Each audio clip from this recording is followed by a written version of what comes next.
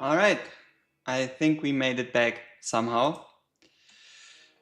I think we made it back. Yeah, Maris, I'll answer your question. I'll just wait for everyone to trickle back in. Yep.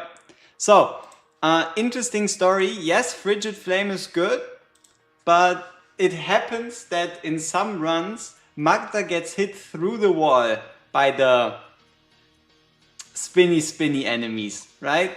So yeah, obviously Frigid Flame is better, but I instinctively swapped to Eye of Sin because I had that in my mind. I don't know how it happens, but sometimes the enemies can even hit you through the wall, which is obviously straight up ridiculous. Okay, now let's gear Xena.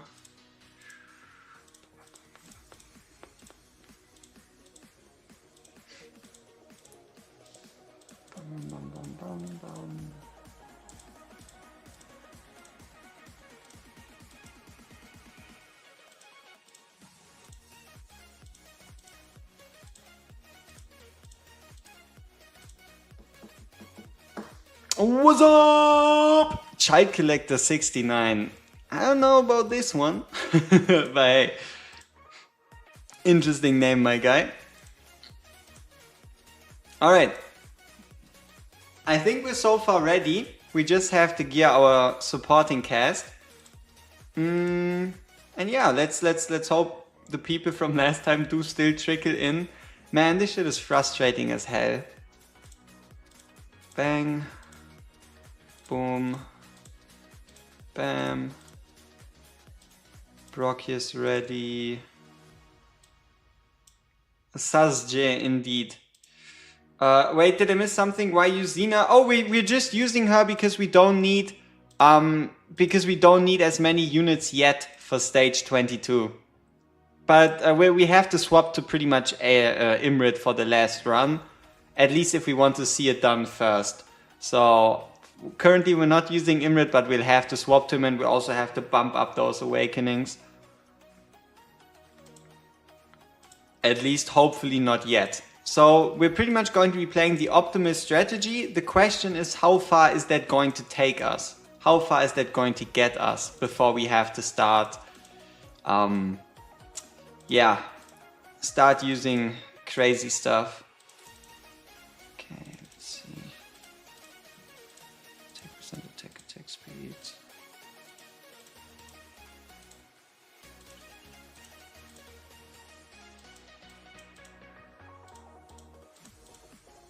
I was watching people struggling with drinking, the fuck are they doing? But now you see.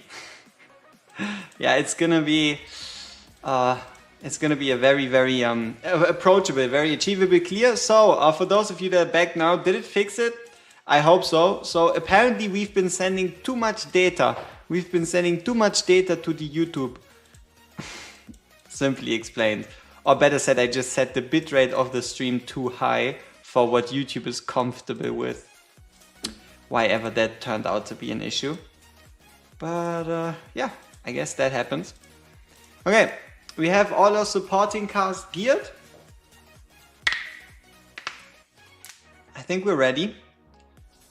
Let me turn that up a bit for you. I think you now have it like as loud as I have it personally, music-wise. Alright. Is Bronchi in the Wings of Grace viable, or you need that tank? No, you need tank gear. At least if you want to use him like we're going to be using him. I think they fixed that one. Audio's behind the image? Nah, that shouldn't be. Or it might... Maybe? No, you hope they add stage 25? I hope they do. Just if they do, that we do hopefully get some new gear sets and stuff. Okay, so ladies and gentlemen, let's get this show on the road. And we're going to be starting it off with Magda. And also one of the reasons why you started off with Magda is Magda's Awakening. I think it's the A1, the ability to give yourself back more cost. We can't quite make use of that as of this moment, but we'll do it later once we get to those Magda Awakenings. Currently we're just placing down Eloin so that we can use her as a cost generator, which means we're waiting for the Wood Elf to place it down and then to pull it out again. Right here. So yeah, the biggest thing really is how goddamn long this all takes for us to get our units in.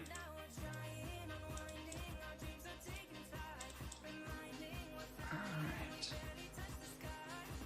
But yeah, basically what you never want to happen is 2 waves of Scourges to stack up. That's kind of like the killing point to an extent. Okay, let's see. We have, yep, we got this one on him. We got the plus 12 on Boreas. We still have an invigoration set on Raiden, but we can reach nobody. Is what it is. It's not going to be crucial for this moment right here. Yeah, I mean we should have already used the first wave of our ultimates. I guess we're going to do that now.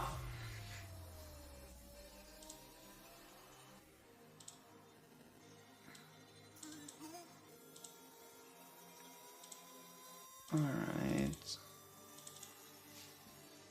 So we obviously wait for everybody to be low HP. So yeah, this is obviously not quite the way you want to do it. But one of the problems really is cost gen. So that's why this rotation here is a bit awkward. Could have been done better, but at least we're overqualified when it comes to gear.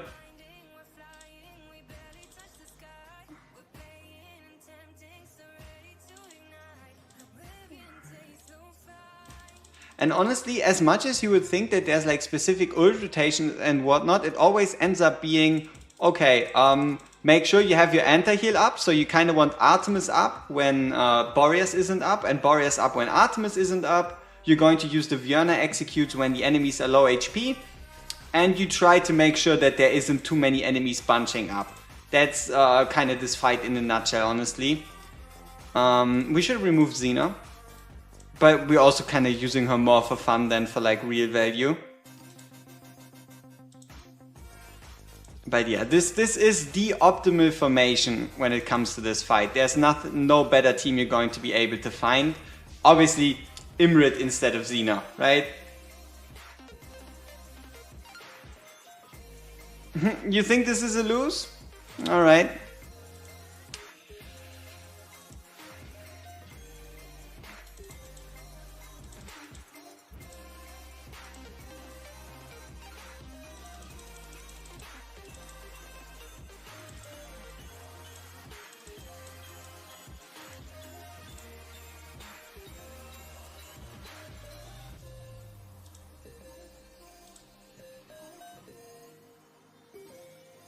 Alright, here we should be fine with the execute. We should catch a couple people.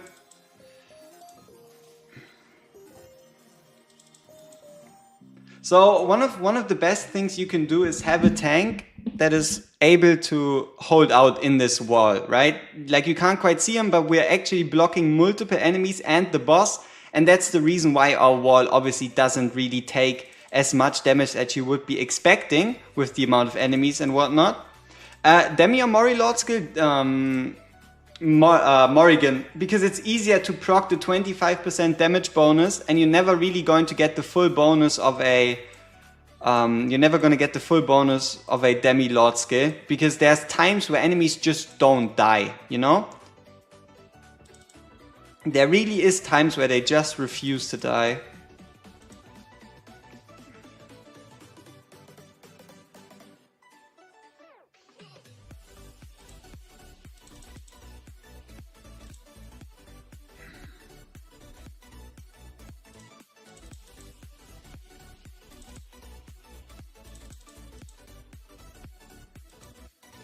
So yeah, I think it should be pretty clear at this point that this is a solid clear, right?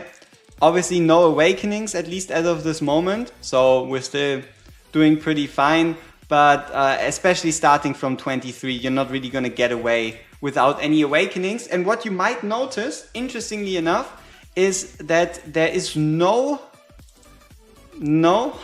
missing? Come on, tell me, who's missing in this optimal team? Who is missing? I want to know it in the chat right now. Who's missing in this team that you would have expected here? This is the Optimus Gear Raid 1 team. Who's missing? There's a certain unit that's missing. No, Mary, no Beatrix, no, yes, sir. Come on. Give me more of that. There's one right answer. Nope, yes. Come on, more of them.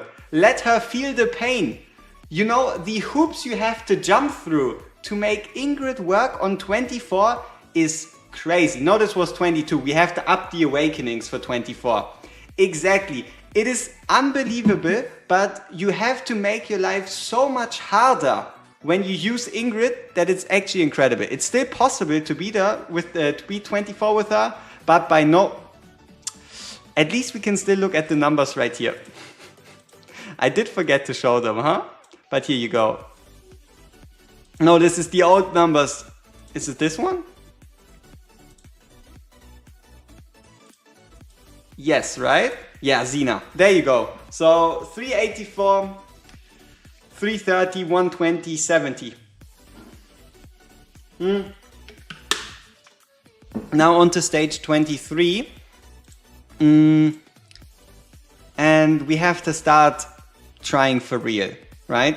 22, obviously, but that's just warm up. We have our units geared, we're ready. Now it's just us starting and finishing what we started. Though for now, what is he? Fighter, right? No?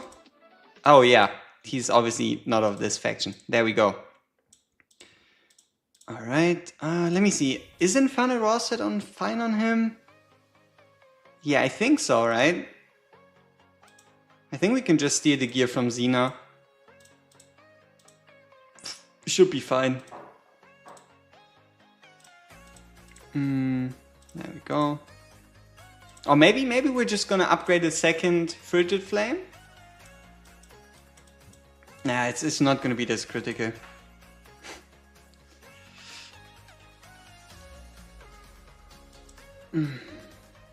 Who to replace Xena then? Anybody. Xena wasn't needed for this fight at all. So, what I'm curious, let me already tell you how 24 is going to go. All right? Let me give you an idea. So, Elowen, you can get away with A0, but you want the A5 for the cost generation. Brokia is going to get replaced by Cyrus. Obviously, he's going to get replaced. Morrigan, if you could get a A1, A2, that obviously helps. Artemis, let me see that. Is there an awakening we specifically need on Artemis? You might need the A3 or A5, depending on the amount of healing, the amount of damage your units are taking. For Boreas, A3 is fine. For Vierna, we're going to be needing minimum A1. A3 would be useful. A5 would be kind of unnecessary, I guess. For what's crazy for Imrid is we really need the A1 for the freeze. The A3 is useful. And the A5 would be amazing because he would be able to hit everyone. It's not cost, it's death. She doesn't get healed. So the issue with Ingrid, or the issue with this whole stage, isn't necessarily getting through it, but it is keeping your units alive throughout it. And you're going to notice it in the way we have our Björn and our Boreas build. If you check out this total HP, you can see we're at 27,000 HP, and that might not even be enough. We might have to actually find some more HP somewhere. Like probably in this piece. Like it could be that we have to swap out this piece. You really want to go for like 30,000 total health on two of your main DPSs. So in this case it's going to be Vierna and Boreas, because they're going to get constantly hurt by the enemies. So yeah, we are looking at 30,000 total HP, or pretty much HP percent substat on every single goddamn piece. So the problem with Ingrid turns out that you have to place her in a way that she's either in front So like super in front, so she's always getting hit. Or she's in the back and then Artemis can't hit her. It's just placement issues, right? You don't have a space for Aelin. At least not really, if you also want to get the damage. You think that if they're gonna buff Demi... honestly, if they buff Demi, they have to do a very simple thing, alright? Let me show you. So, to make Demi useful, what they have to do is extend this range one more tile. Make it so that she can hit all 3 waves. Like, what is 2 out of 3? Might as well not do it at all. So, if they're buffing her, they have to make her range bigger. That's like minimum requirement, I would say. Or change her whole kit. Not quite sure. It's one or the other. Yeah, I'm very interested to see if we can actually beat this on 23. Or if we're going to have to already start packing on awakenings. But the most important awakening out of them all, I know. Oh yeah, sorry for this looking so weird. It's just for my own convenience. Because if I go into full screen of the game and I tap out of the game, everything just looks like shit. So I have to kind of like shorten the game a bit, and because otherwise I don't even see the full screen. But yeah, the most important awakening of them all in this whole fight is sadly Beelzebub A3. So you can get this rage region per basic attack, allowing you to give out or just use way more ultimates on Beelzebub. Okay, 23, let's see if we can beat 23 without any awakenings. Unsure. But it is maybe possible. I don't know. Might be possible.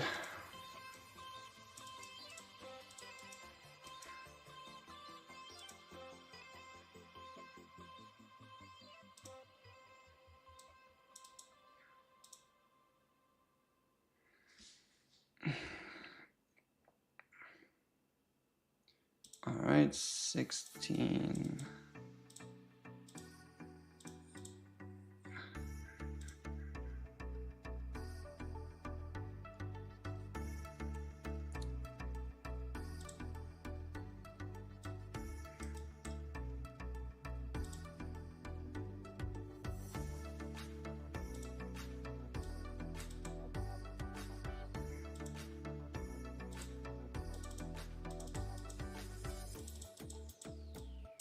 Okay, this time I think we're a bit smarter with our cost. Tiny bit.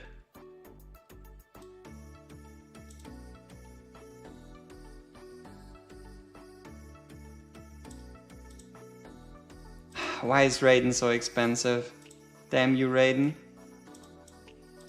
Now we should have the buff on Viana. Ultimates look like they're about to run out, so we're going to execute.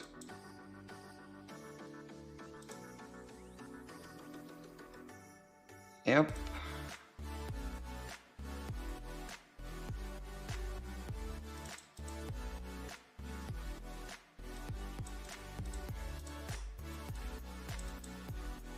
Okay.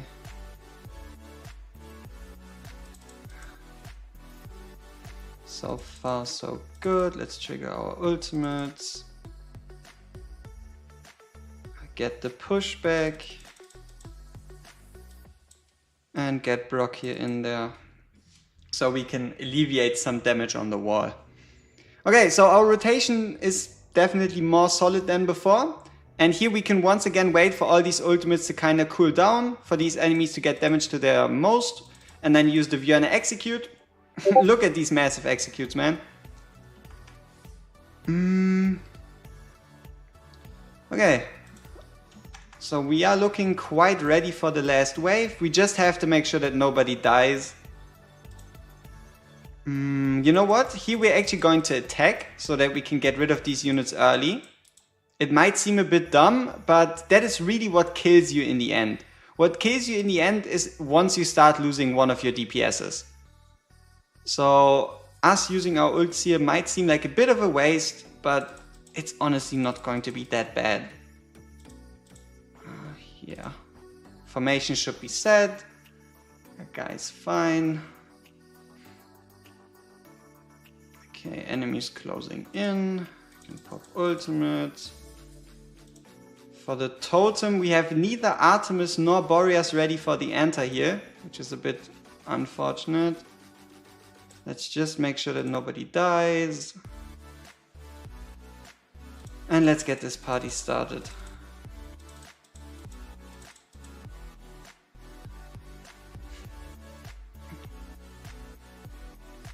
So yeah, honestly the best part or the most important part about this team is you have the freezes, you have the knockbacks, you have the pushback, you have the pull in.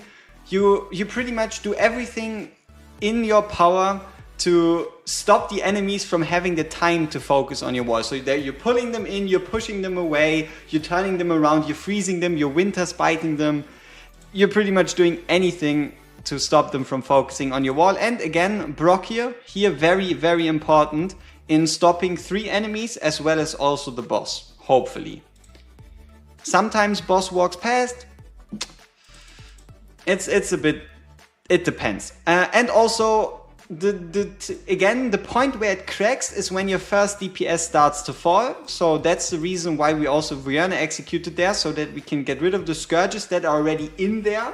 Let me actually move myself away from the enemies or from the counter, so that we don't have too many units in front of Boreas, in front of Yana. We're also using the Wood Elf to ensure that Brock here stays alive nice and well. And then we used Beelzebub's ult a bit too early, probably. We should have timed it better with Magda. Is it a game-ending mistake? No. But it might be an issue. We'll have to see. And here, once again, we can execute. Yep, perfect.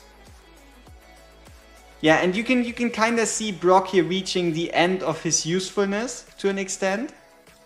And the way you make someone that isn't Cyrus survive in this fight is Elwyn, right? If you once you get to like Elwyn A5, you can, for example, spam the Wood Elf to ensure that your tank stays alive, or Magda, not Magda, Melvira.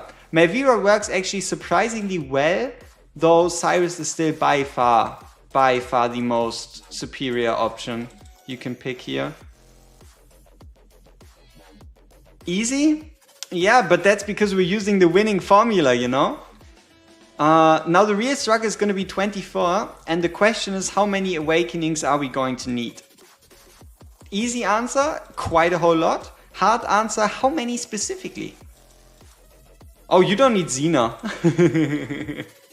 You can also just use an Artemis instead. Like if you have a couple awakenings on your units, use an Artemis instead of Imrit or whatever, and you're gonna be just fine.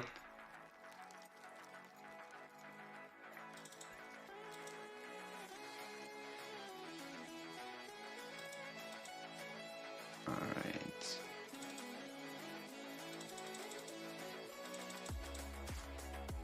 Yeah, I mean, you can use Ingrid and Kigiri. It's just you need perfect RNG on the Kigiri dashes. They have to coincide with your damage windows. And also you have to find a way to keep Ingrid alive, and that's just no.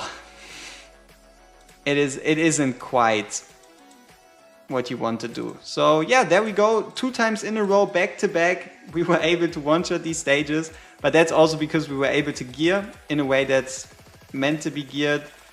And yeah, for the next stage, we'll swap Cyrus, and we're not going to awaken anybody, and you should see the difference in difficulty between 23 and 24. I think it's gonna be a good, a good indicator.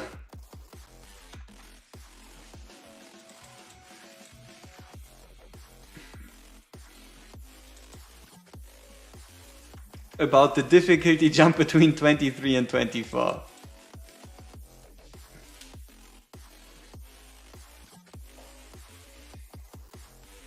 Alright, so 23 down, we didn't... nope, no. There's no point in Xena. You don't need the Xena. We were using her just for fun. Our Ingrid's Awakenings, I mean, we could put her to infinity, but you need her at A3. If you really want Ingrid to be useful here. I mean, I know, I was there. I helped create this strategy to an extent when it comes to 24, but you have to find a title, don't you? So that's what we're here for. Okay, so next up, let's get ourselves a cost generator. Can we search? Yeah, we can. Let's go with Dallin. Do you use Dahlia for 24? No, I don't. And let's look at the team and let's talk about the reason why this team is the way it is. All right, and why it's so hard to find any useful replacements for anybody, right? So let's first give Cyrus his gear. Go. So, biggest issue of this stage, keeping your people alive. How do you do this? Number one, Elowin with Wood Elves and her healing. Number two, Artemis, him obviously also applying anti-heal, so it's healing plus anti-heal. And then lastly and most importantly, Beelzebub. Beelzebub heals every single time he attacks. And also when his ultimate does damage, so his healing output is actually pretty high. And it only works on cursed units, so that's why you kind of need Vierna in there, so that Beelzebub can heal there. And yeah, so if you take out Beelzebub for someone like, let's say Diao, all of a sudden you don't have the healing anymore if in Inspiration stance. You don't have the pull-in, you don't have the slows, and you don't have the vulnerability. If you take out Artemis and put in a normal healer, all of a sudden you don't have the anti-heal when Boreas' ult is inactive. If you swap in a different DPS for Artemis, all of a sudden you're lacking the healing from Artemis, and then your units just proceed to die. Boreas, honestly, Boreas is one of the easier to replace ones. He just synergizes really well with Imrit. I mean, there's only, anything Inspiration, right? Diao A1 is if you have to like find something to replace Baba with. Beelzebub, Basel Bezel. Okay. Let's get ourselves some cost gen gear, which is, yeah, rage regen, no attack speed. Do we have something like this? We do. And then, yeah, health, rage. Ajax not good for death down. You're only bringing Ajax if you don't have Imrit, because you only want to bring one unnameable. I think you only can bring one unnameable, right? And if yes, you could probably replace Boreas with him. But keep in mind, the more platform units you bring, the more healing you have to worry about, right? Like, how do you heal someone on the other side if it's not in this basic formation? Yes, I know. Leave me alone, okay? We're just giving her Rage Regen gear for no purpose, okay? It's passive. But it's fine, okay? Trust me. Trust the process. Can Uridin's Execute replace Vierna's Execute for 22? For 22, sure. To an extent, it can definitely. Enora is very good. It's just not... I mean, yes. I mean, honestly, you're not really going to find anything more powerful than an Enora. If you have an Enora, do make sure you use her.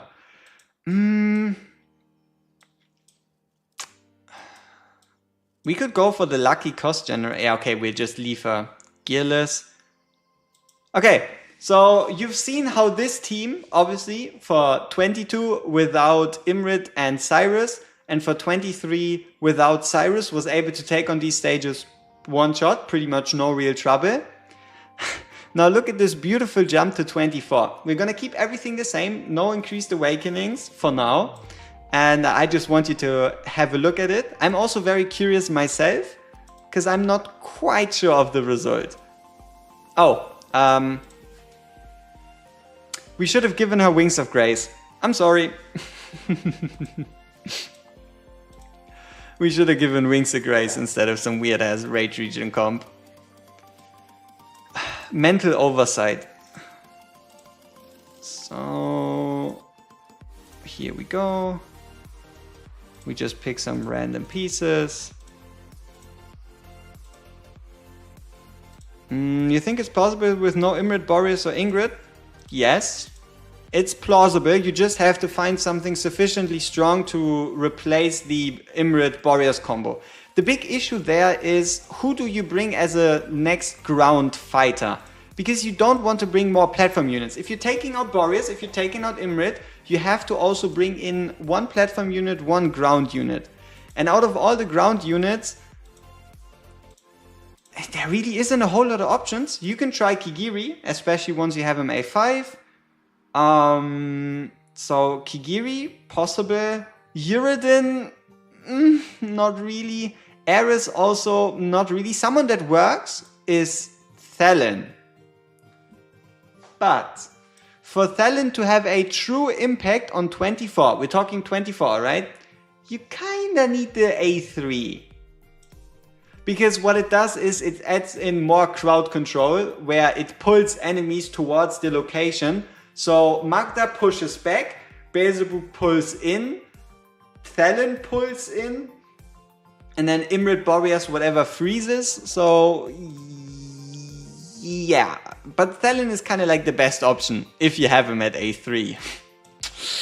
Isn't that easy? Okay.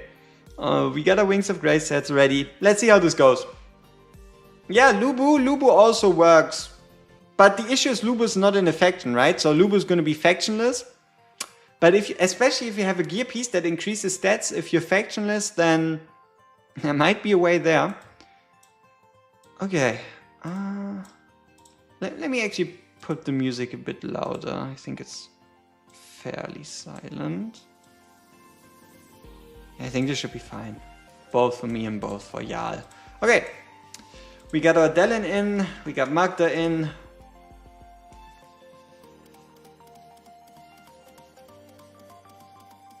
Actually, we're just going to bring in Boreas.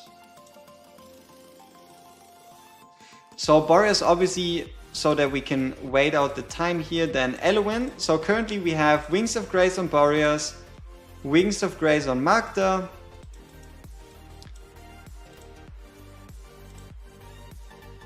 Get ourselves, come on, Fiona in.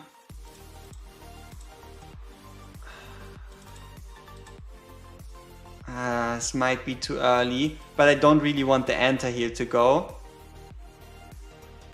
This was too early on Boreas. We're not doing any damage anyway.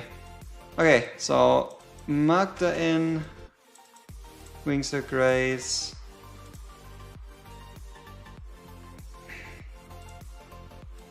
Oh shit, why did I remove her? Come on, focus. Magda in, Wings of Grace.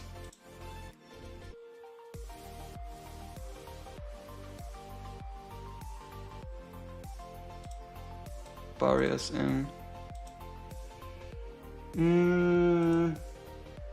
Let me see. Walk are there with Magda as fighters. Too many fighters. Try to stick to 2. Because you kind of really want the tank to block the boss. Okay, here we have our Wings of Grace. Yeah, and we can go in with Fiona. Okay, all good. Forsaken Totem, we don't really care too much about it. Okay, and then we can wait out a bit of the ultimate, get the anti-heal going. Okay,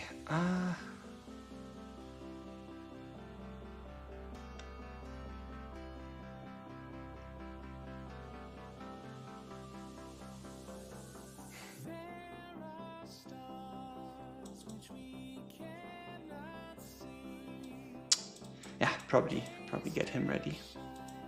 Alright, so we get our pushback, we get our pullback, everything's still fine, ultimates are still going, so we're not going to be using Björn's ult yet.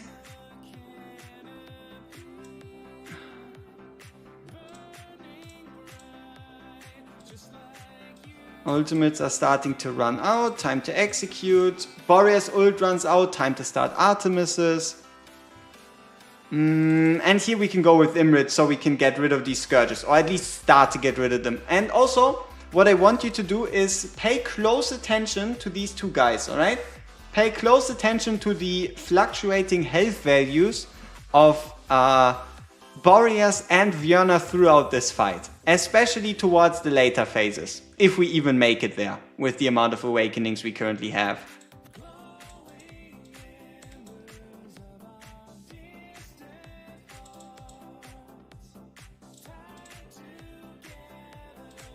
Okay, wait for them to close in.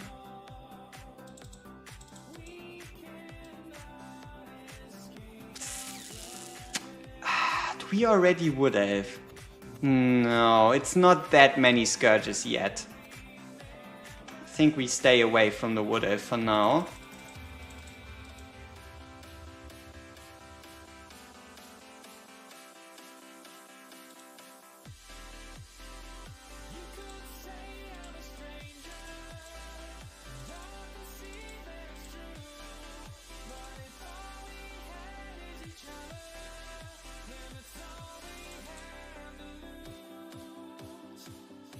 We should have waited a bit longer. You see how some of these guys survived the execute? Yeah. Okay, here we go with the Scourges. Wall health still looking fine enough. Forsaken Totem. Let's hope we can get Boreas ready up in time so we have the enter here going for the Scourges. Let's get the healing up. Yeah, we can trigger Beelzebub right here. And also look at the pull in from Beelzebub and Björn's health. We're pretty close to extinction here already.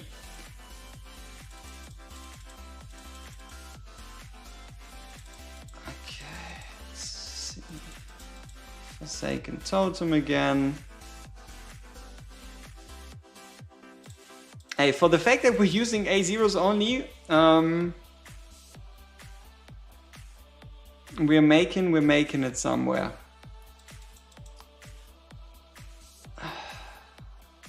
Okay, so now we have how many Scourges? One wave of Scourges with the next one. Also, what is this game? Why is it 10 Scourges? Huh? Why? Why 10? This is too many.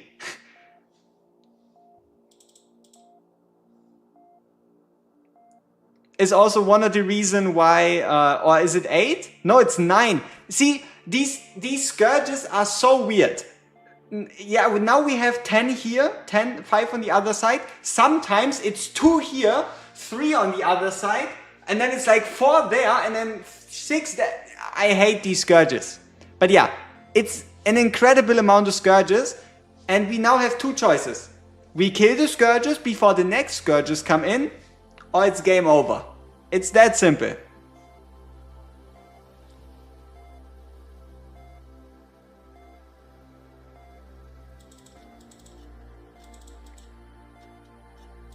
Okay, so Scourges come close. We want to prepare the Wood Elf.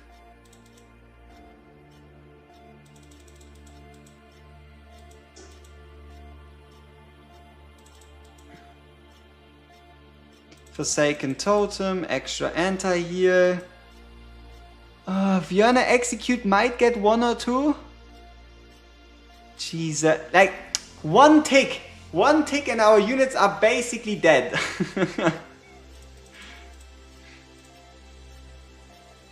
Yeah, and now imagine the power of Beelzebub A3 because of this, right? We have Magda's ult ready.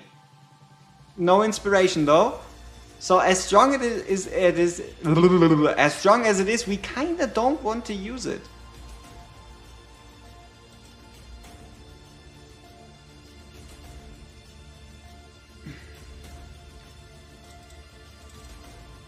More Scourges, so we have 3, so now there's one guy on the other side. How?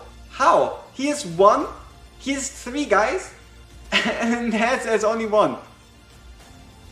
No clue. No clue how, why, when, what. But also look at the wall damage we're taking.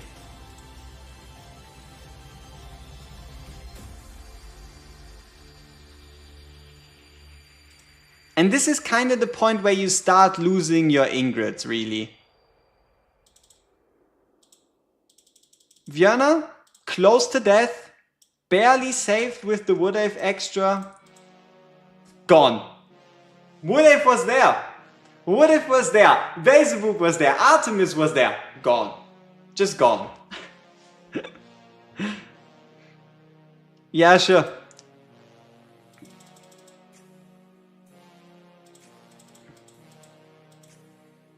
We might actually have to rebuild our Elowen. But yeah, this is pretty much GG. One of your main DPS is gone, it's game over, alright? Next gone. And we made it to 33 enemies. This is kind of the problem, and also the part where we have to start getting those awakenings. Yep. Why did they fail us? Indeed. So let's rebuild our Elowen real quick. So for Elowen, what we kind of want is Wings of Grace if we can afford it. Inspiration works too. And then we're looking for attack with attack speed and then healing effect. So a piece like this is fine. So the important part is for Elowen, you don't have to look for health, because she's at the bottom. She's only gonna get touched by the Scourges like once. So at least for Elowen, you don't really have to look for healing stats. So you can pretty much pump everything into attack speed, into attack, into healing effect, which is pretty much as you can. So right here we would lose some perfect healing effect, attack speed, HP. Let's see how this one rolls, if we can use it. I doubt it. We would have to re-roll it. Don't we have anything better?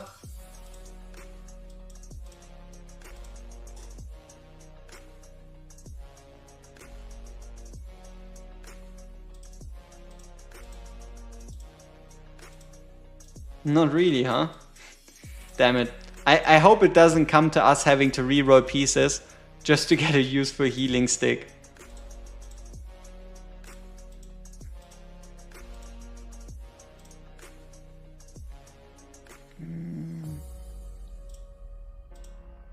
No, I think we're fine. Like, our Elowen is alright. Our Elowen isn't quite the problem. And also Tia's Bomb. Equip a Tia's Bomb on her. Okay, now the question, which awakenings are gonna be essential? No, I don't think that's gonna help us much. We have to do like decisive awakenings, you know? Like for example, BLA3 kind of feels like a must-have. Because what is BLA1 going to change? Yeah, 10% more magic vulnerability during the ultimate, but at the end of the day, it don't do much. Honestly, Unknown, as far as I'm concerned, doesn't this only reduce her own damage taken? I never really bothered with it, but yeah, you were able to do it by a hair. Yeah, Vjörna A1. So the magic res reduction is going to be very important.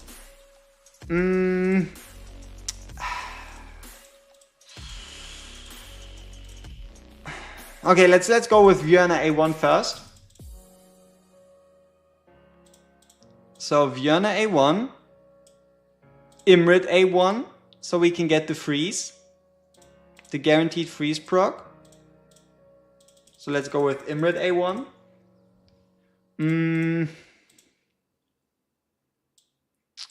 I kind of want to say Magda A1 for the cost, but that's a bit useless. The penetration's kind of tasty. The attack is nice. The A5 would be obviously great for the increased attack speed, but we might not need it. What about you? How much crit do we have you on? 100% anyway.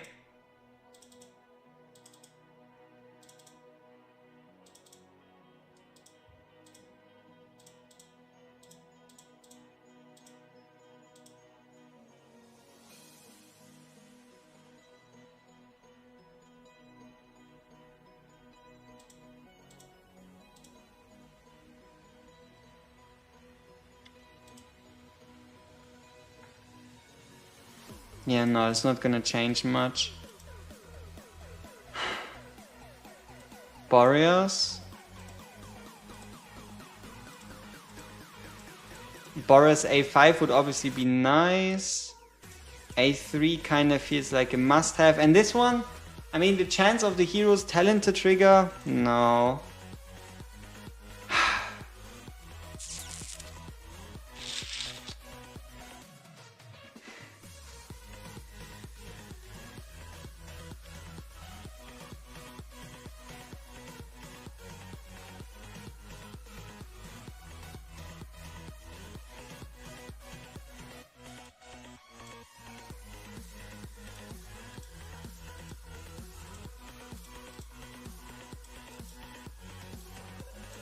I don't have a second Beelzebub?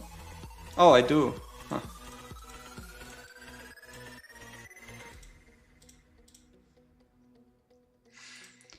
Okay, let's try it first with Belz A3, just to see how close we are, and then we can go down back to Belz A1, depending on the result. Because if we don't even come close like this, we have to do something different.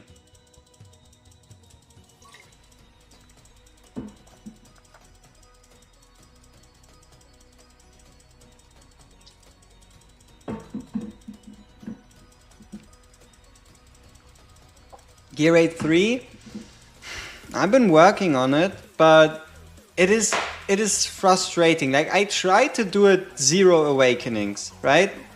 I spend multiple hours just sitting there banging my head against the wall, trying to do this without any awakenings. And the answer kinda is, that's not quite how it works, right? At least for even for 22 already, it's not fun. And also if you discount Yova. I mean, you could say I'm working on it, but also I kind of have given up on it to an extent. Not quite sure how I make it happen, but I will probably at some point.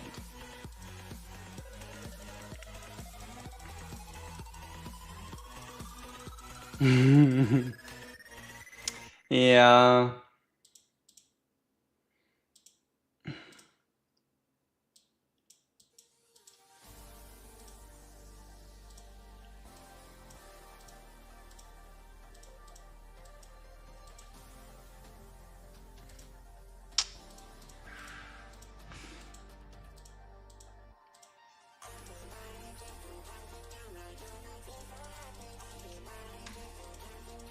Okay, that's the A1, that's the A2.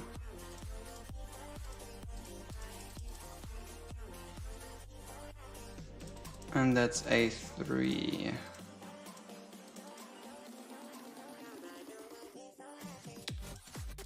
Okay, A3, A1, everybody else A0. Let's go. Suffering is gonna be real.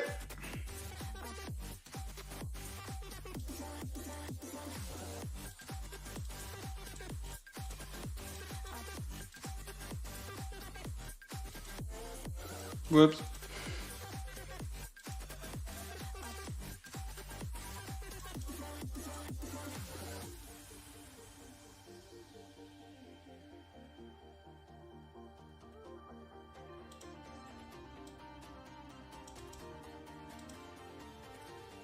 As a Laura, hey bro, for Laura said 8% from Watcher or Pierce are better. Is it even that better than SB? Oh, you mean obviously the Watcher. Hard to say. Because if you refer, like, general content, Watcher's always better. But if you're referring to Gear Raid 3 specifically, probably the anti-air damage. Because the Watcher bonus, yeah, is based on the general Watcher. I would say the anti-air damage. And is Cataclysm better than Soulbone? Yes, it is. Only if you can guarantee equivalent substats, right? If your substats for Cataclysm are significantly worse than they are for your Soulbone Arcana set, then obviously it's not going to compare. But yes, it is better in the same scenario, and then once you get like these perfect pieces, right? So yeah, it's better, it's just not easy to get. Okay. Let's get this rolling.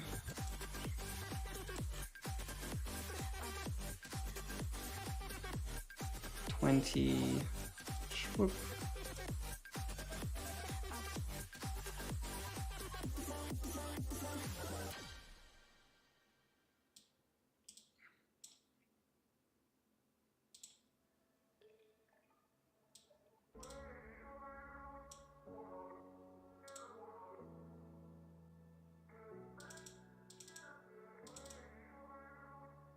Okay, let's get the pushback in. Are we gonna see another cost region surge from her? Maybe.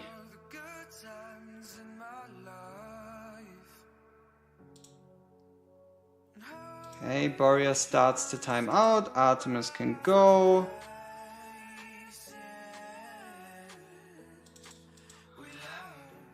Might have been too soon of an execute.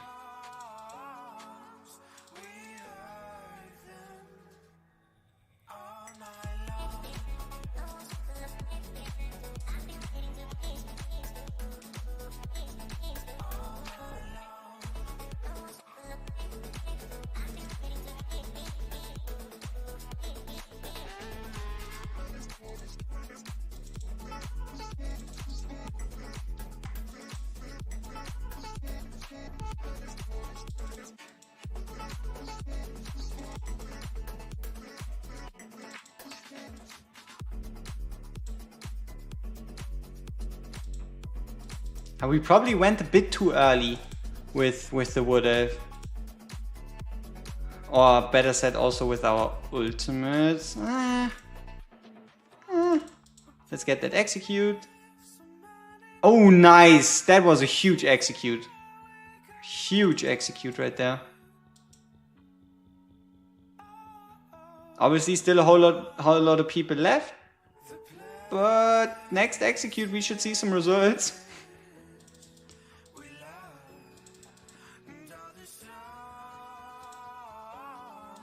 So yeah, we're kind of going to spam. We're going to spam Beelzebub here a bit, because his ultimate by far recharges the fastest, and we can get some wall distraction going. Bit of throwing around, bit of slamming around. Nice.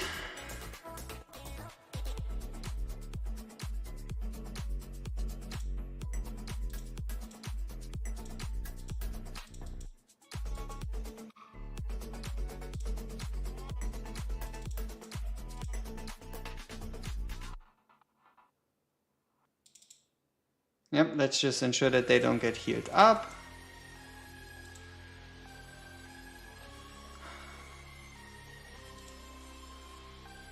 Yeah, we can wait for them to close in.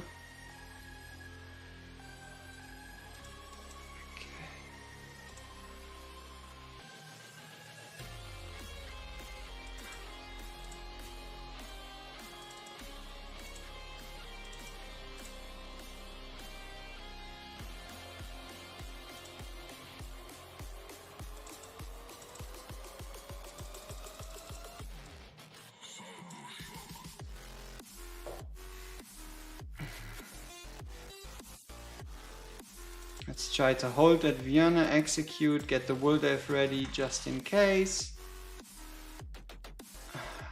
Before the Forsaken Totem pops off, let's get that execute.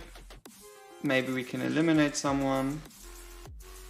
Okay, we're still on 36 enemies, but that's already 3 more than before. Woo! Hell yeah.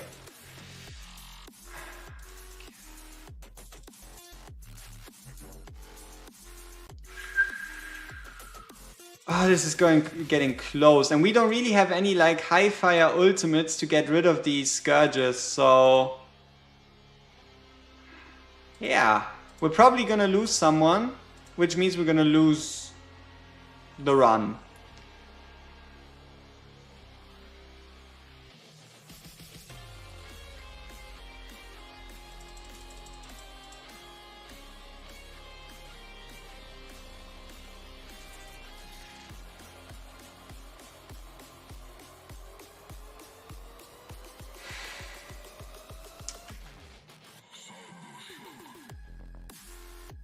Maybe we somehow make it through to the Vienna execute.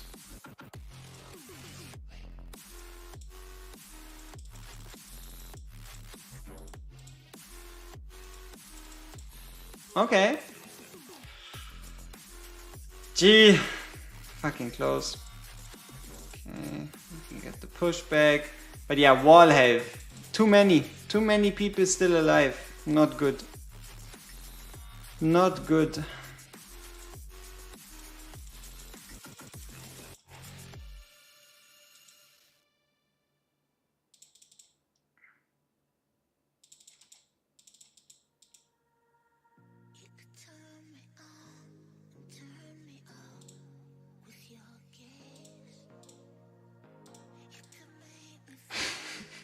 I mean, look at what is going on. We currently have 27 enemies in this space. Somewhere in there there's a Cyrus. And if I'm not wrong, this was the last wave of enemies. So we're currently looking at 27 enemies in this small space right here. And way too many of those are scourges. Too many.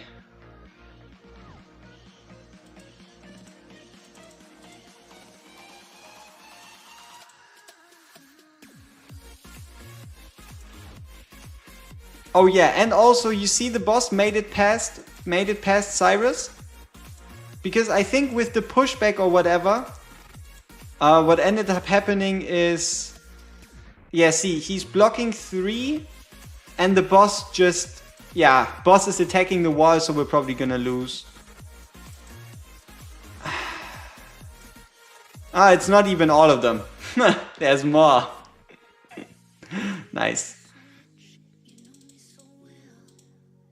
At least we have Boreas ready for the enter here. Yep, and then wall breaks.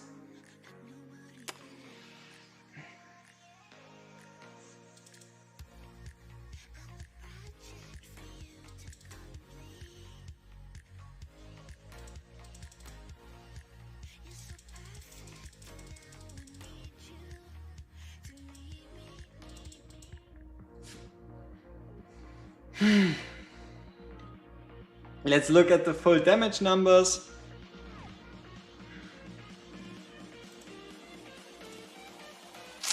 Yeah, 560 million Vienna, 530 million Magda, 226 Boreas, 200 Imrit, and only 66 on Artemis. Boreas A3 next.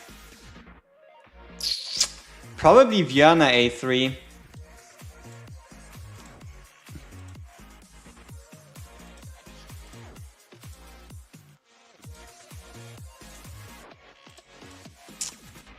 I wonder how important this penetration on Magda is. If we can get away without the penetration.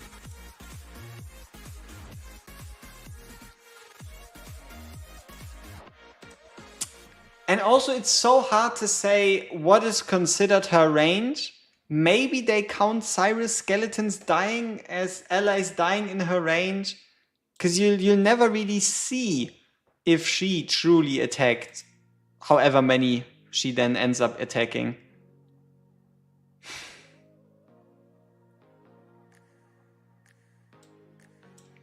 I mean, do we have anything crazier. No, where's AoE? Let me see. No, crit rate, damage, attack speed, attack. Soulbound Arcana. No, we don't have like any crazy variant pieces. Huh. Okay.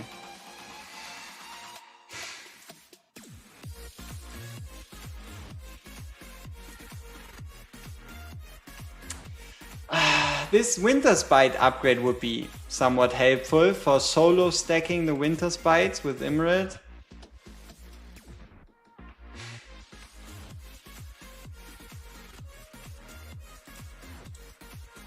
And this would only help us with healing.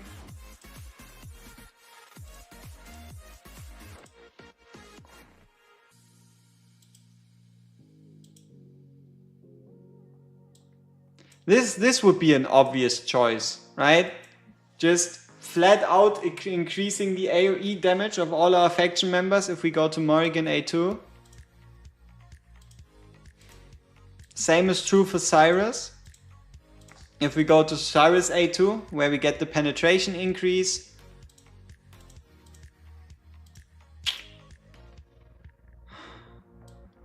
Elowin's only real changing awakening would be the A5, because we would then be able to always summon a Wood Elf when we need to. Helps with cost gen, helps with keeping everybody alive, but it's not essential. And then Boreas. Yeah. I guess we'll have to go A3 Boreas, A3 Viana. Morrigan. Because for Demis is too inconsistent. There's too many phases where it just takes you forever to kill units, or you kill like all the units at the same time. So you might only have like a 10% or even a no % extra buff on Demi, while with Morrigan you're just getting a flat out 25. Yes, the ceiling for Demi is slightly higher, but it's way more consistent with Morrigan. Like, yeah, sure, you can go up to 36, which is like, what, 11% higher? But also, look at this. 5 seconds. You're not killing units within a 5-second window. It just doesn't quite happen that way. Vienna A5, yeah, no. Vienna A5, maybe Vienna A4. The extra, you don't have any space to place her, right? Like, where would you place her if you were running her? Because you need Cyrus to tank, you need Artemis and Beelzebub to heal, you need Viana and Boreas to deal damage, you have Magda for damage, and then you have Imrit for also damage and freezes. So, yeah. Unfortunately, we can't quite use it. And you know what I'm scared of? Even if we were to bring a Demi in there and we use her alone on the other side, she's probably gonna die as soon as she becomes visible. Even though she has this whole like healing shtick, healing shenanigans, she's probably still gonna die. Okay, we got A3 Boreas, A3 Viana, A3 Beelzebub, A1 Imrit, A0 everybody else. Let's see how close we can get. Yep, Demi's range change would be massive.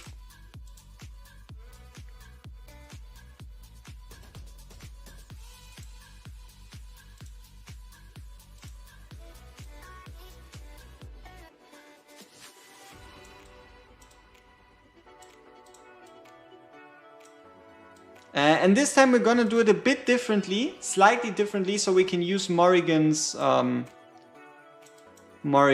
bonus, which means right here we probably start out with Imrit.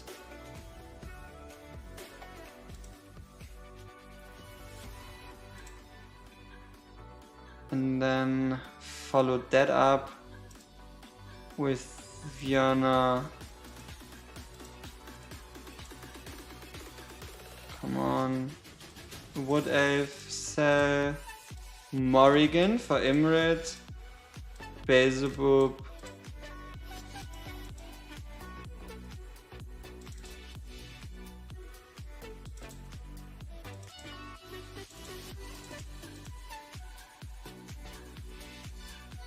Okay. Get Artemis in a bit quicker. Get that healing going.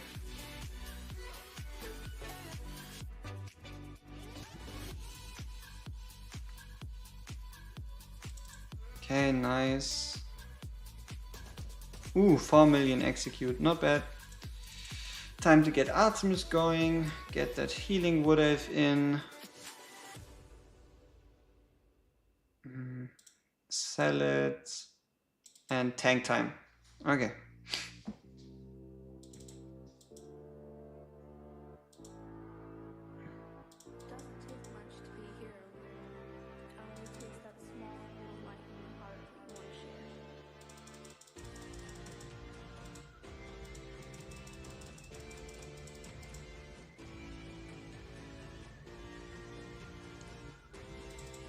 Okay.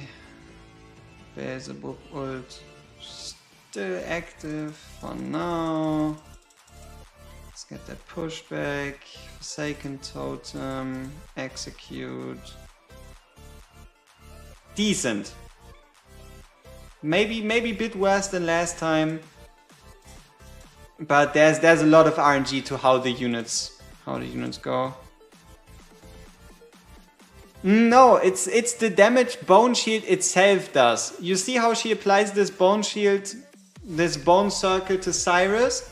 This one, every time it rotates, it does an instance of damage, and the damage this thing does is doubled or increased, right? So just her Bone Shield does more damage.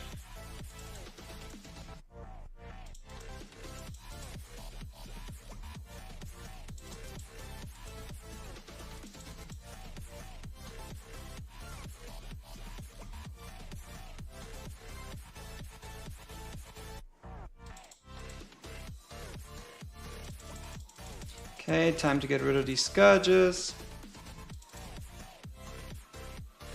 Or at least try to. Forsaken Totem. We might want to change Cyrus's artifact to the +1 block 1.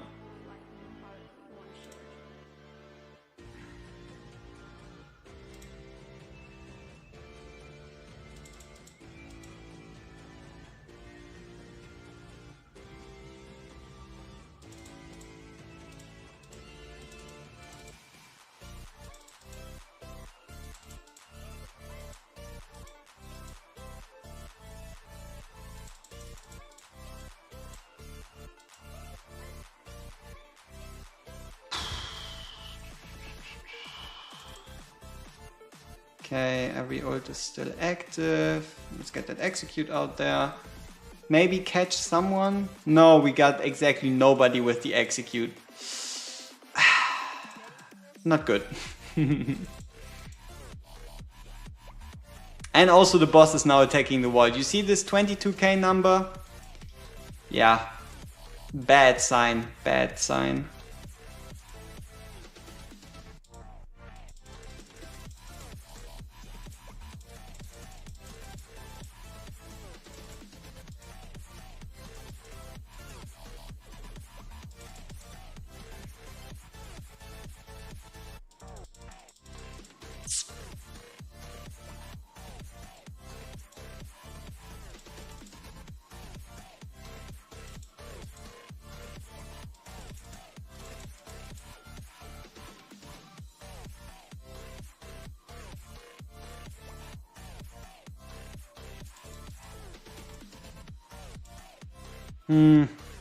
That was actually pretty shitty timing on Beelzebub on my end, gotta admit.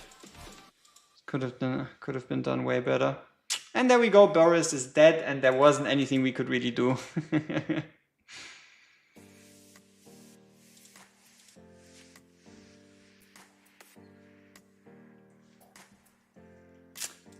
Let's check out the damage numbers. Yeah, 462, 424, 240, 224, 5519, 29, 886. Okay. Why are they so tanky? To prove a significant challenge. Could I be of use here? Oh, absolutely not. Oh, hell no to the no, nope, nope, and no. Sadly not. There's no place for her. We only have 2 DPS. We got Björna and we got Boreas. Boreas has the freeze, Boreas has the anti-heal. Björna has the execute and the magic rest down on A1. So let's say we take out Boreas for Mary, for I. We get a couple minor freezes. Oh, and also we are building full attack on everybody. Everybody's attack to the moon.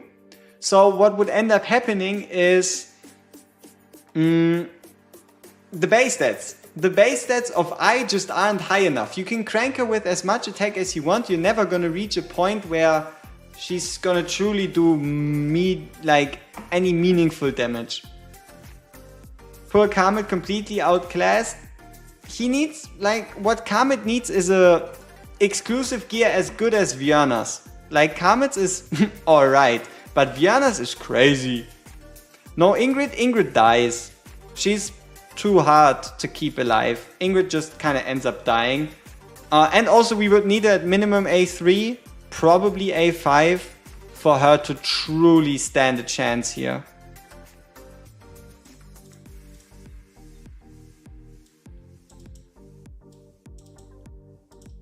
Wait, how did I face her sideways?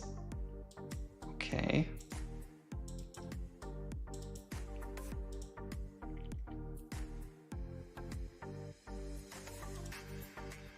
$24?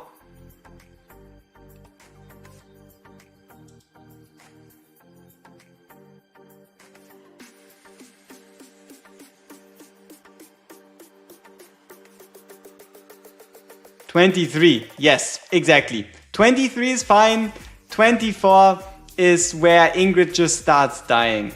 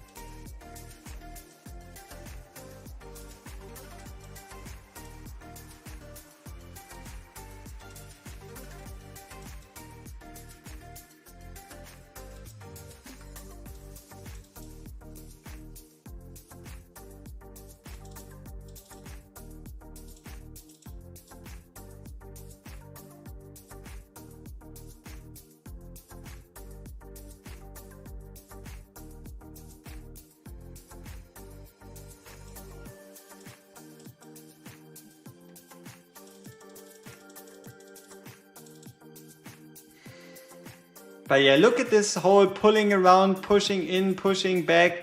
This is really what stops the enemies with the freezes and whatnot from truly destroying your wall.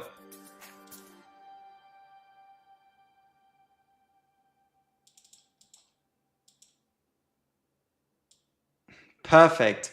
Perfect rotation for the beginning.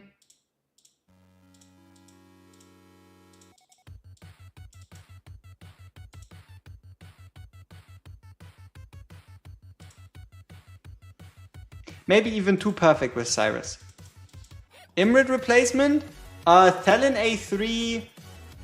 Ares can work. Kigiri A5. Yeah, those are I guess, good ground-based DPS replacements.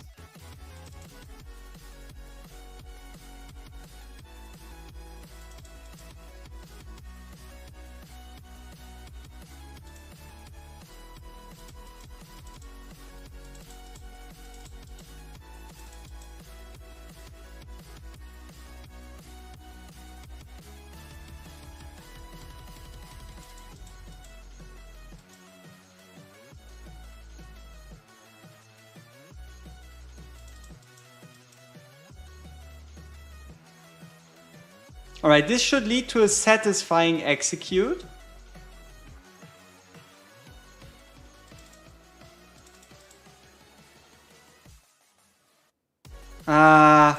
Not quite as many as I would like to have killed with that one.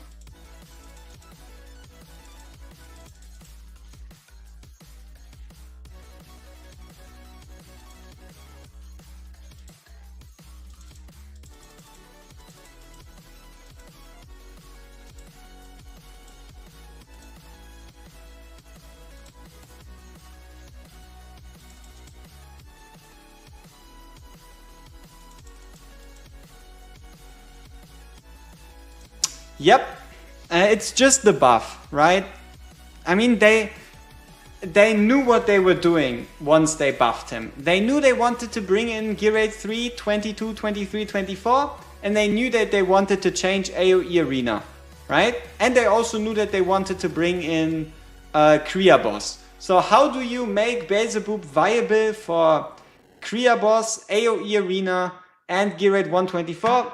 Obviously, you have to give him the healing and the AoE reduction, and then boom, you created a monster.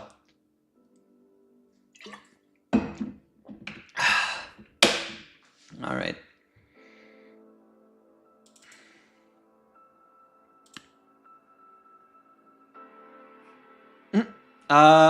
Wicked Vengeance is always superior, and the reason why Wicked Vengeance is superior is because you can get 4 stats. Honestly, at this moment, the true end game is how many 4 stats can you collect. So attack percent, crit rate, crit damage, attack speed on weapon, attack percent, crit rate, crit damage, attack speed on armor, right? That is once Wicked Vengeance becomes infinitely better than Warlord could ever be. It's kind of this simple, honestly.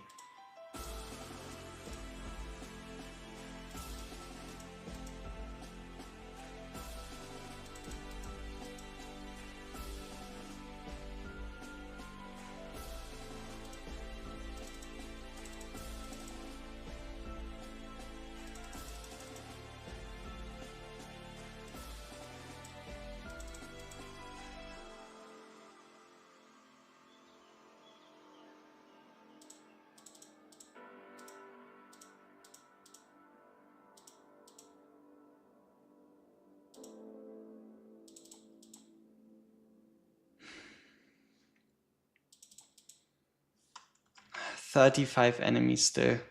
Bit too many. Bit too many for my liking, but hopefully the boss attacks Cyrus. No?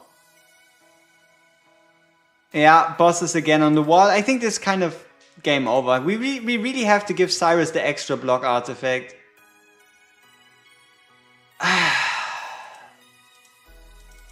It is pretty hard to make this work. Oh, also look at Cyrus, he's dying. Damn you. Damn you, Cyrus.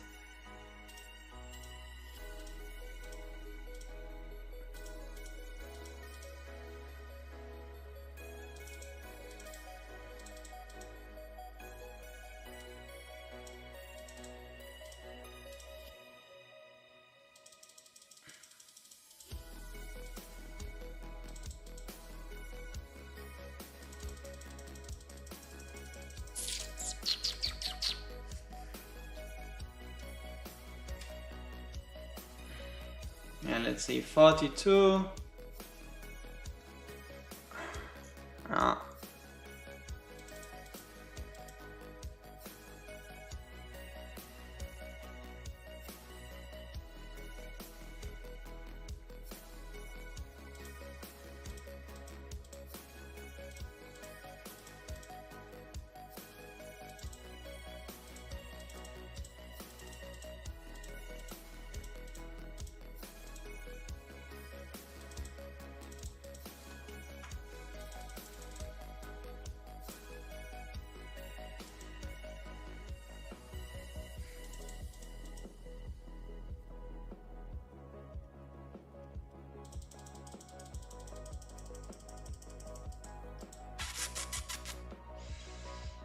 Wall breaks, 48 enemies. Yeah, we have to step up the awakenings. Specifically, probably Morrigan's, Imrid's, At least if we wanna get this in a reasonable time frame. Yeah, Morrigan, Imrit. Yeah, exactly. I mean, I was there, right? I was there when this strat was made in a sense, but yeah. Trying to see how many awakenings you can get away with. It ain't looking good. It ain't looking good. But yeah, damn. Okay, I guess we have to step up Morrigan a bit. And check out the rest too.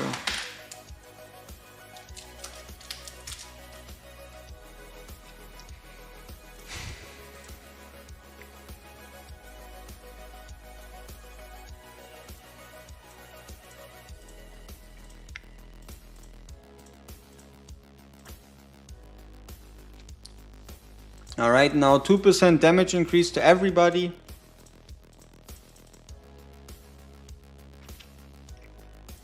As well as this one isn't nearly as important as an A5 would be, but it's at least possible with A3. Woo!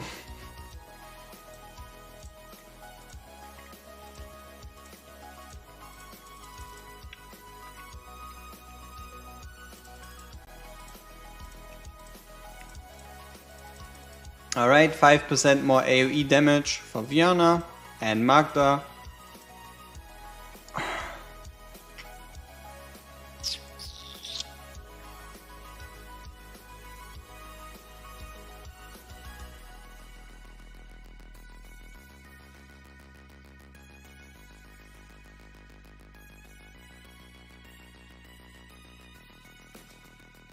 What else do we need?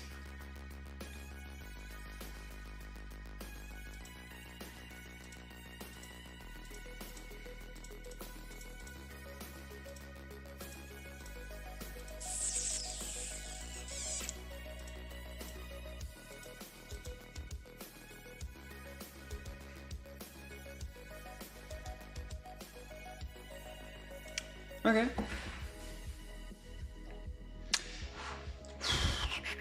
Let's take this on again. Spam 1, 2.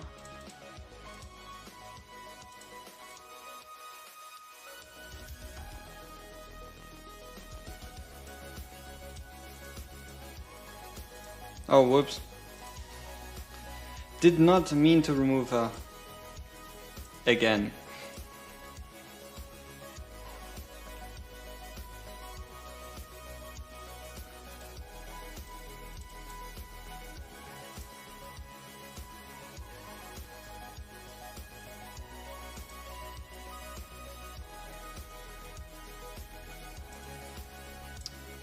Wasted the Invic.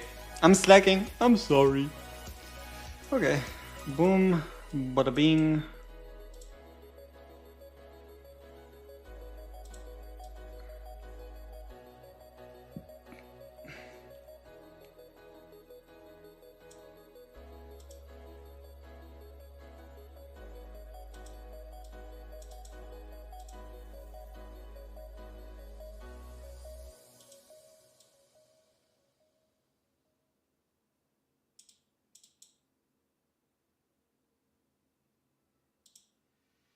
I knew I wasn't the only one up on your mind. I always told you that you're my star and that you shine. Did not realize you're for everybody, baby, why? I thought you were the one and only, baby, you were mine. Who knew demons always come in different shapes? Buying WorGuides every day to another eight. I be popping all these pills when I feel out of place. You is of this world, baby, you shot me to space. Girl, you did me wrong, my tears on the floor. Your love got me here all sore, I've been feeling gone. Ever since the day that you don't love me anymore. Ever since the day that you don't love me anymore. No, give me the what if. Okay, let's remove the what if. Hey, dog was good.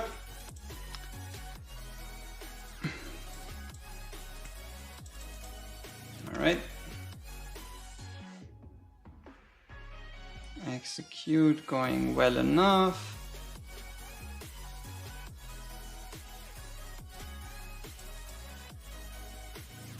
Let's actually let these guys walk past.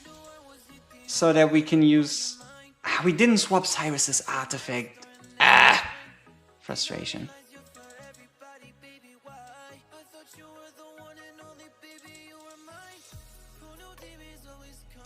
But yeah, the reason why we let these guys pass is so that Magda has someone to hit to restore her rage with. And then we can freeze them here while we wait for the other guys to come in.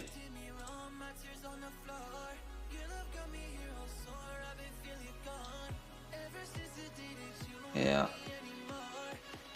And we get another freeze, and then we can start the pushback. Okay.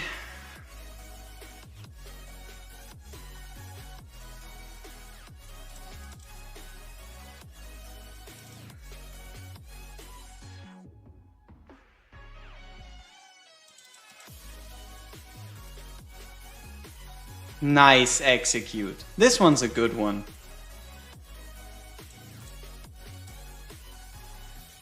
Probably our best yet for this certain situation.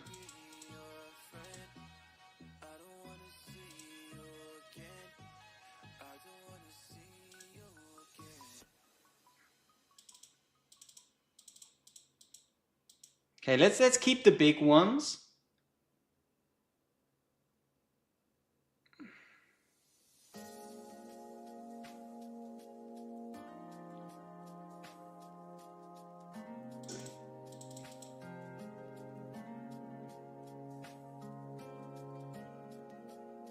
Okay.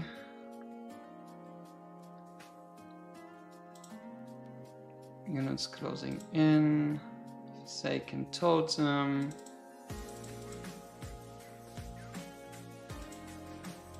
Beelzebub pull. Magda pushback. Ult is already active. Freeze. Let's wait a bit with the execute. See if maybe we can catch a couple of these doggos with it. Of these scourges.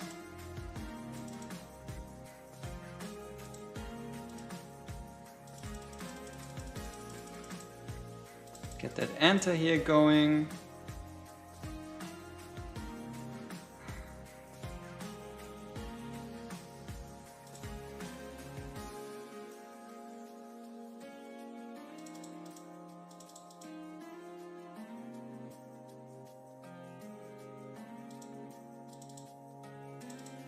Boss is again attacking the wall, huh?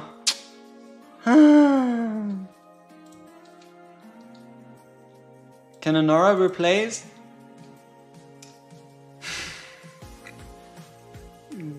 Yes, but no. The issue is Honora doesn't provide the enter here. And then you're kind of running into struggles because you're pretty much juggling between Artemis and Boreas for the enter here mission. And then that's kind of when you start running into issues. Once you only have one of them.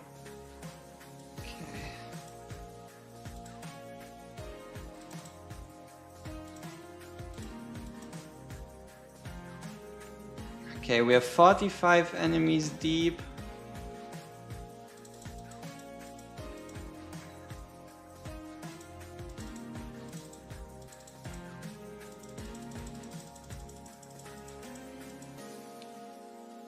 Okay, nice pushback. Oh, just got whatever. Okay.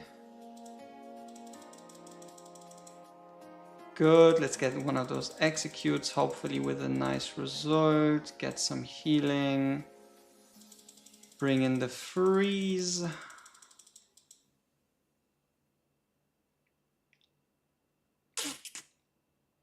Not quite. Not quite.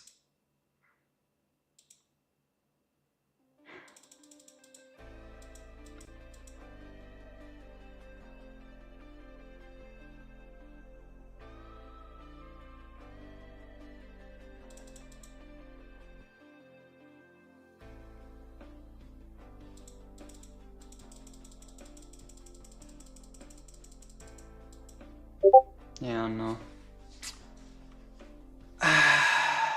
Yeah, let's get Cyrus out of that artifact.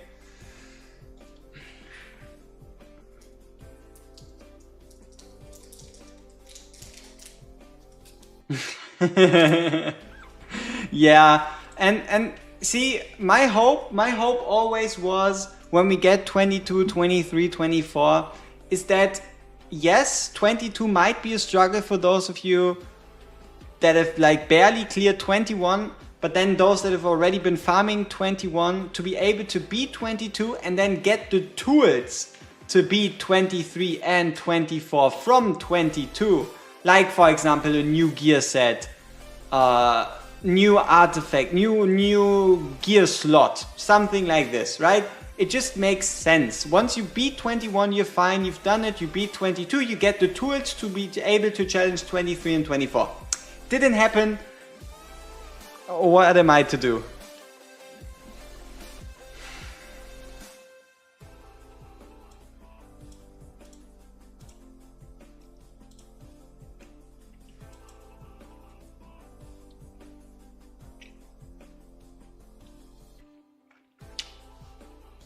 Honestly, Immortal A5 is just nasty good here.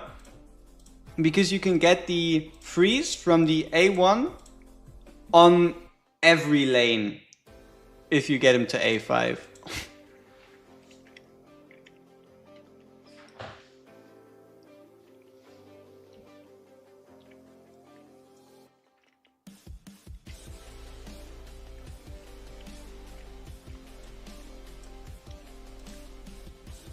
Yeah, I guess it's also a bit of luck. It's kind of a question of where do these units end up? Who's blocking who once the boss starts moving? We don't have space. It is 8-man content. Gear rate 1 is 8-man content, so our formation is pretty much set, right? Dallin is benched, Morrigan is benched, so we can't quite bring anybody else because we're locked to 8 units.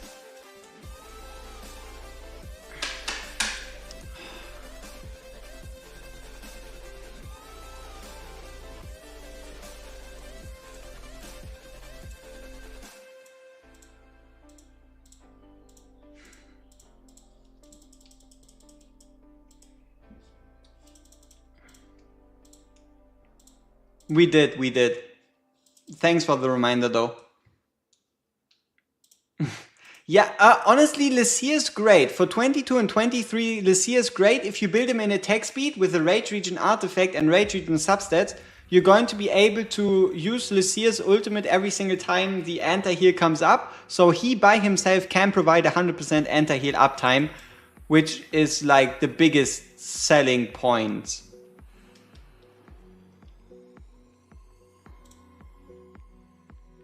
The poison heroes are all just single target. But you want to know something funny? If we had a Nastia on this account, right? If we had a Nastia, you know what we would do? We would take out Dallin, move Cyrus out of the Lord position, and then just slot in our imaginable Nastia right here. Right here. Because Nastia's Lord bonus would be more damaging with a better uptime than Cyrus's. Because of the anti-heal, magic rest down, magic vulnerability, slow, and everything like that. Then why use Artemis over Lycia then? Right here? For 24? Because Lycia doesn't heal. Sadly. Lycia doesn't heal. So your units end up dying. 23 you can get away with less healing. 24? Not so much.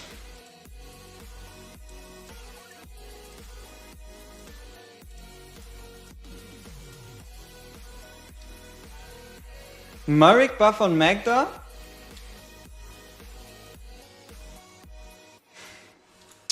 Muric buff works for 23, but I think his buff disappears once you remove him from the field. So...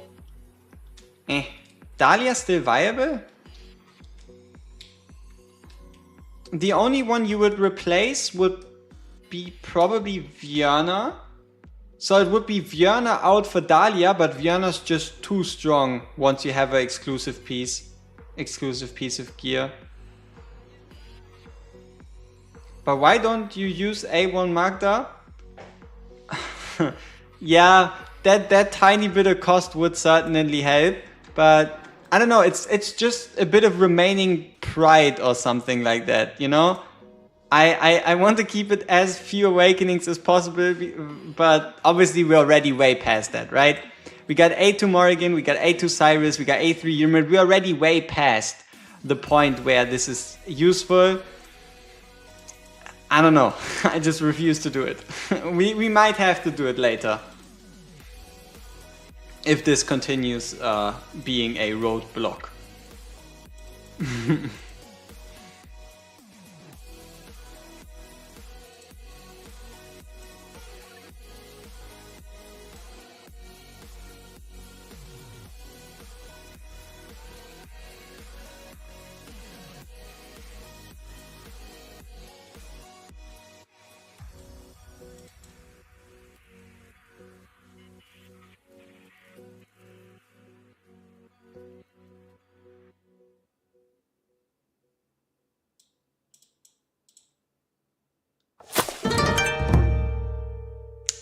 I still haven't fixed the Twitch sound. I hope nobody of your eardrums just burst. Probably they did. I'm sorry. But the drop rates on 23 are much damn better than 21. I mean, can you... Hey man, just tune in. What about banned heroes in the Savi? I have no idea. I'll see. I'll see the results in 2 days. So for the championship, I'll obviously only start doing like the preparation streams for the championship and whatnot once I know the ban list. Kind of pointless to do it before that, so before then. So yeah, stay tuned for that. we're gonna do championship preparation stream. It's gonna be interesting.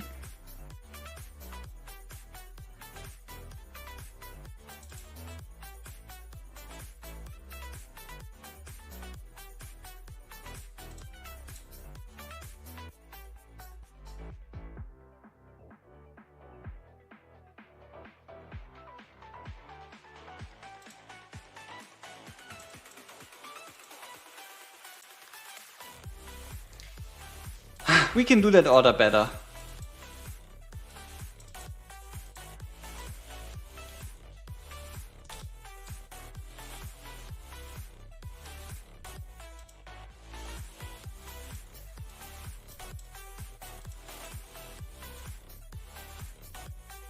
Also, isn't it great how just in case anybody tried to cheese the boss with someone like an Ardea or whatever, they made sure to make the boss invulnerable just in case, because somebody could get ideas, right? So yeah, just in case, even though I'm pretty sure it's impossible either way, just in case.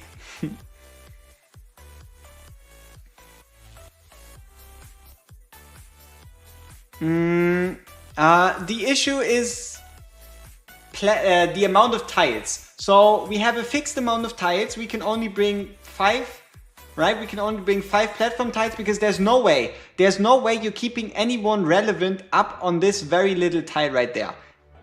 We can try a demi. I'm unsure if she can survive on her own. If she can, that would be huge. But there isn't really anyone you can make survive right here. So you're limited to these tiles, meaning Ymrid is pretty much mostly there because he's a ground unit. Same with Magda. Those do have extra points just because they're ground units.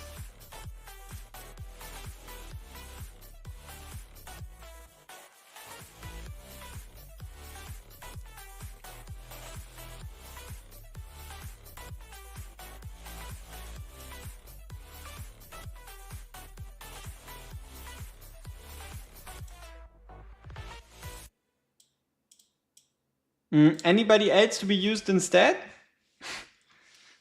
I mean, you can use like Talon works, Eris works. They're just not as good as Ymrid.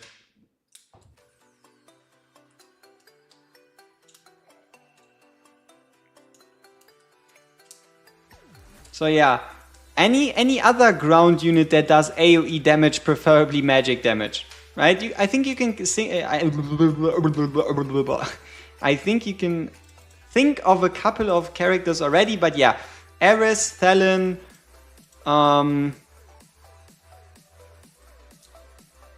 Lubu, Ardea, all of them work, just not quite for 24. Besides Thelen A3. I've seen Thelen A3 do the miracle when it comes to gear rate 124 at least.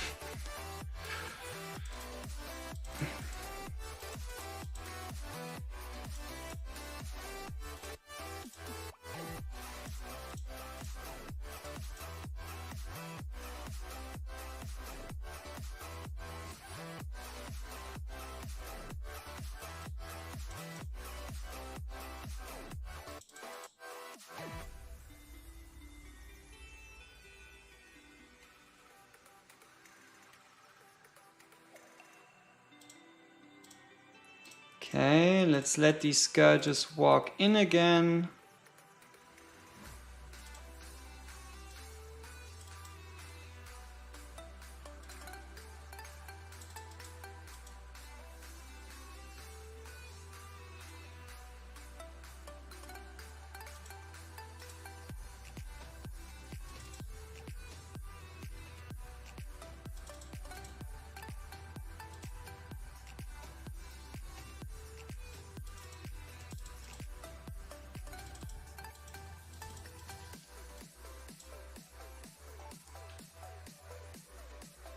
This might have been way too early.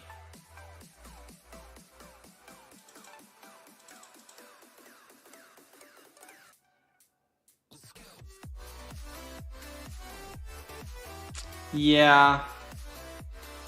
These green guys staying alive.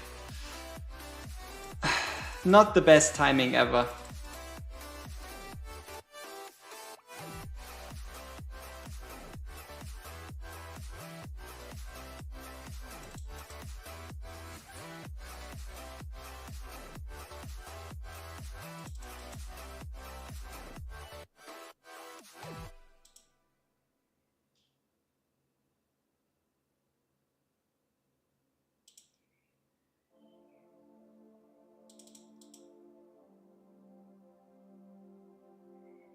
Yeah, I don't know. The buff for Boreas, honestly, for me, it never really did much.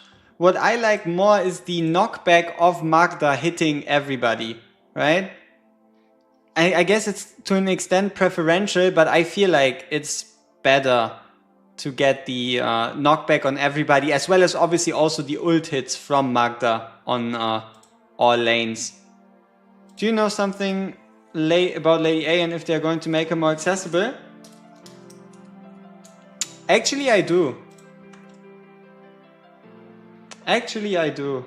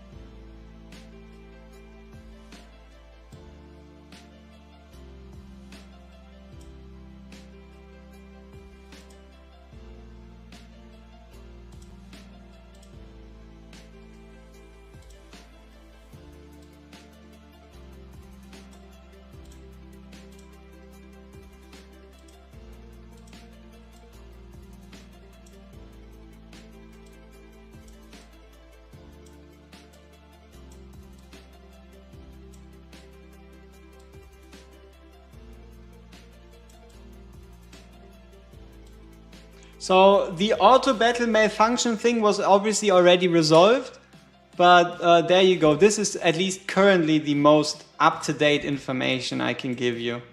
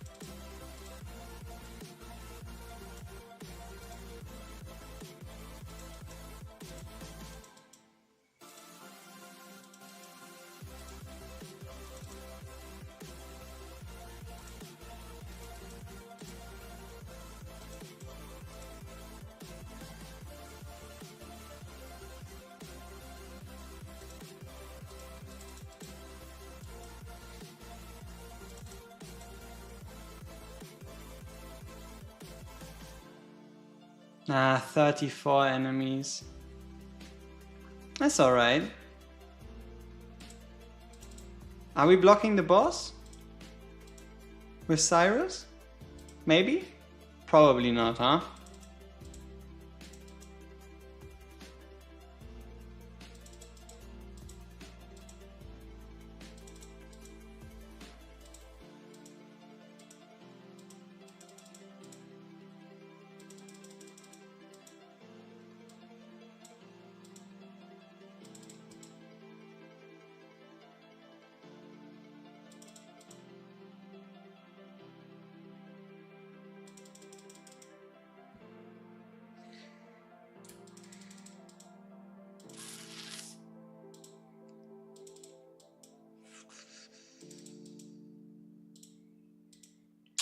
And there goes Boreas, and there goes our run. Unfortunate.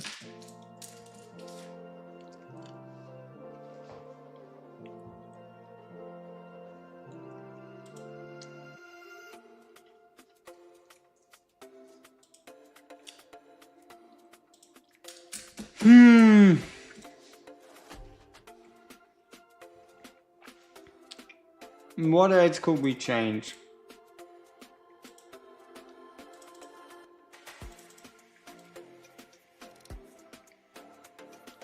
Oh, this piece is obviously kinda useless. Do we have something better?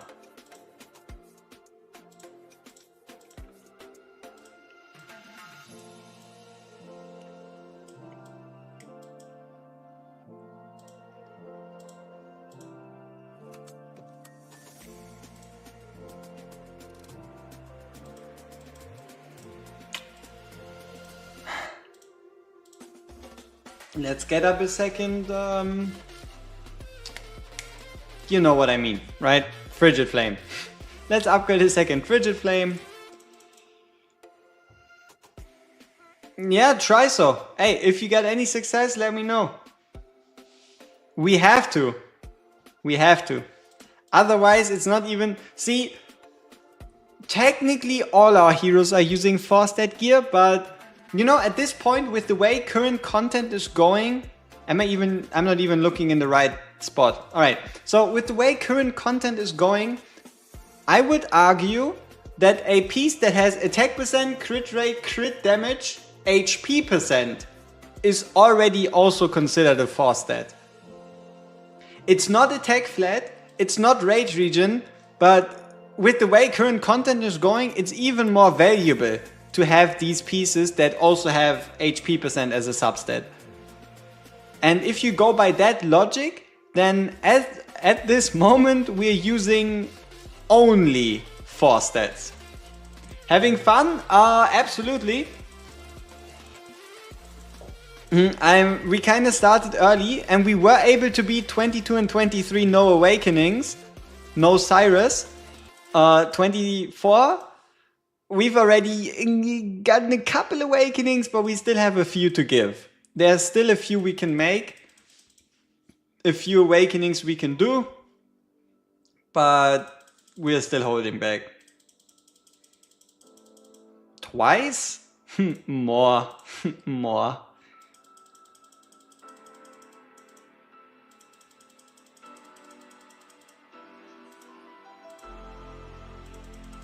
We only have one Cataclysm set. That Cataclysm set is on Vienna, but we might have to expand our Cataclysm repertoire.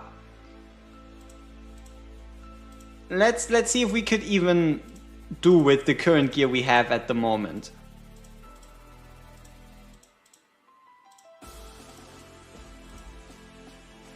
Yes. No. I mean, yes.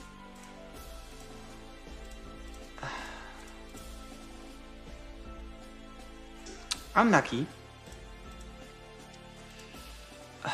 I mean, how long would this even take us to reroll before we get something useful? Probably way too long, right? My money now is on a new power system. Yeah, I mean, that's what I said. You remember the dev interview? The dev interview I had with them back in December? Where I asked them if they had intentions to make new power systems, and the answer was exclusive gear. Like, to an extent, yes. Björn's exclusive gear is by far a difference maker. But other stuff, oof. I think they already fixed it, I believe. They sent out a message on Discord at least that supposedly auto battles are fixed now. Or I think it was even an in-game message, no? Providing 2 guild boss attack keys and whatnot. You just failed?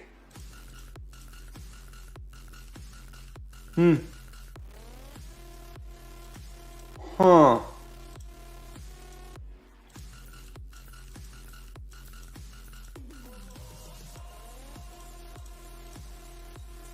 Arena?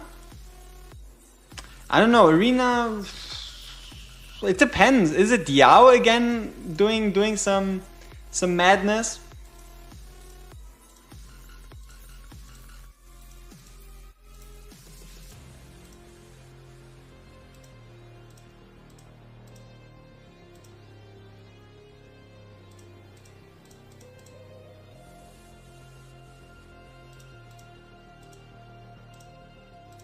Okay, let's swap to another Cataclysm set.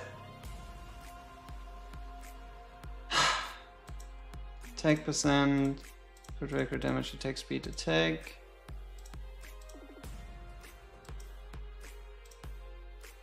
You know, imagine if we had imagine if we had any use for this, right? Targets knockback by Magda did 20% less damage for 5 seconds. If this was a Cataclysm set instead of Hell's Lament, it would be so much more useful.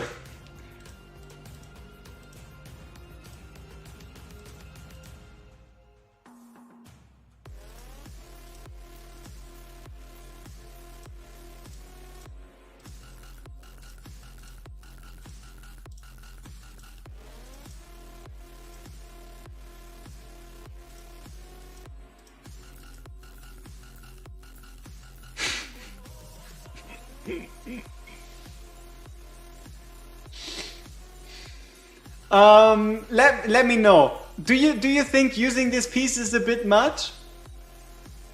I mean, I don't think you're gonna find anything better than this. You have a variant Wicked Vengeance with 4 stats and the ability to deal extra damage to units inflicted with stun, freeze, immobilize. Okay, maybe the percentage one, but I'm not even sure if that one actually appears on weapons in the first place.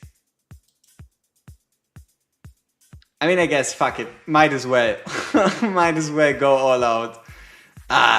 Is there another variant we have here, maybe? No, variant chess pieces aren't quite a thing yet, huh? Okay, we did our upgrades. A couple, let's go back in.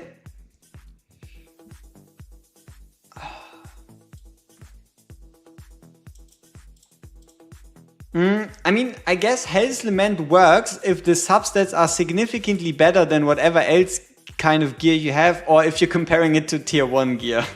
That's when Hell's Lament truly shines.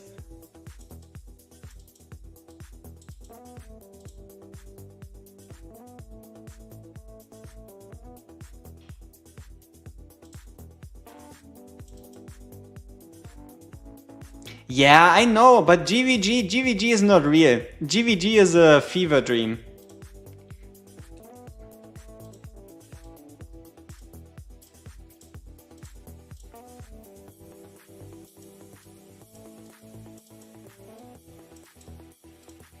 What you mean, Destined, show your face? I think he already revealed his face. It was in an official Watch of Realms ad where Destined revealed his face. Let's see if we can pull it up.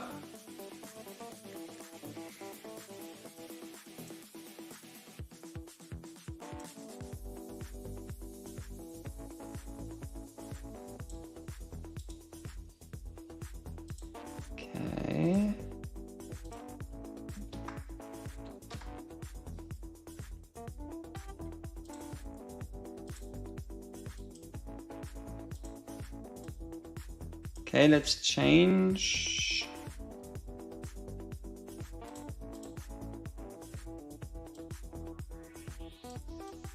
There we go. So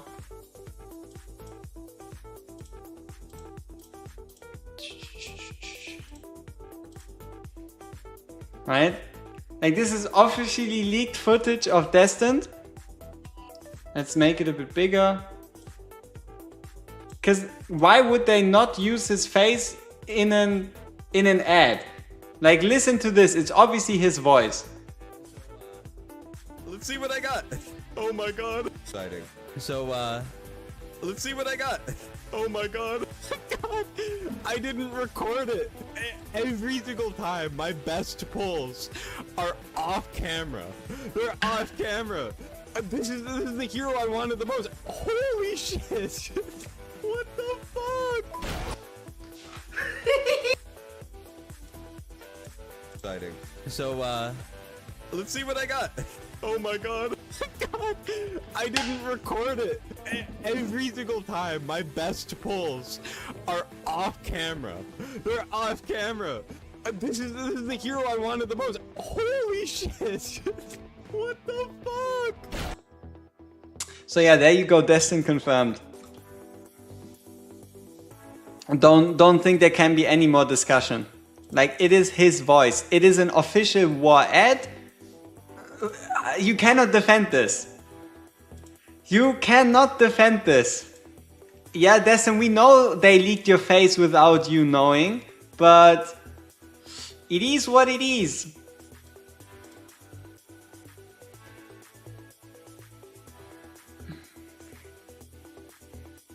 Destin just had a little growth spurt, alright? He's just growing a little bit faster than us mere mortals.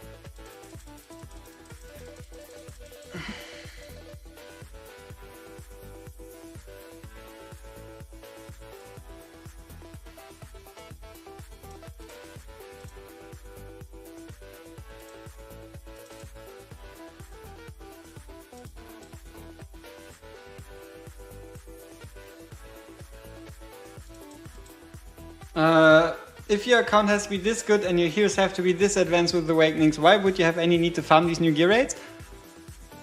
So you can craft more forced at perfect pieces. Or, I don't know, get more variant pieces.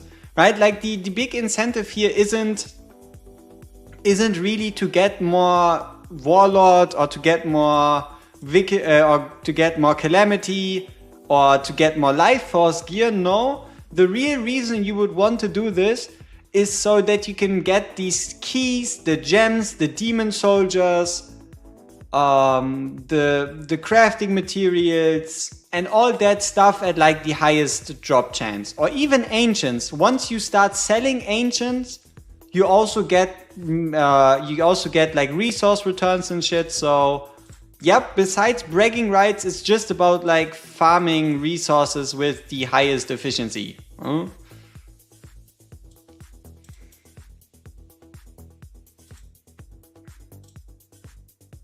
But yeah, it's better drop rates, alright? That's, yeah.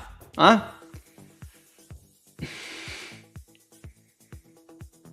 Okay, let's see if we can get a proper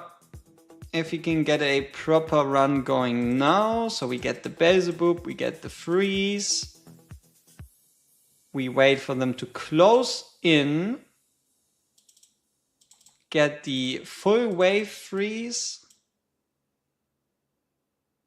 And then we hopefully end this with Viana executing almost all of them. Somehow.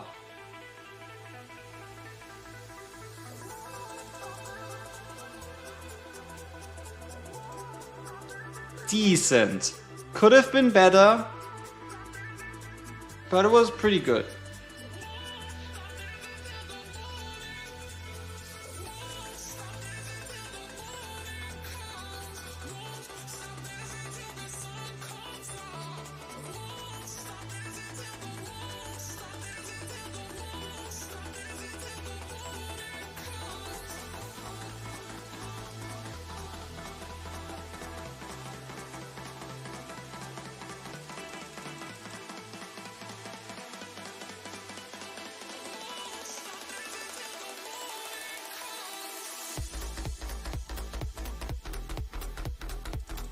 Are you saying the rates are more better now, so the 1+1 is quite good now?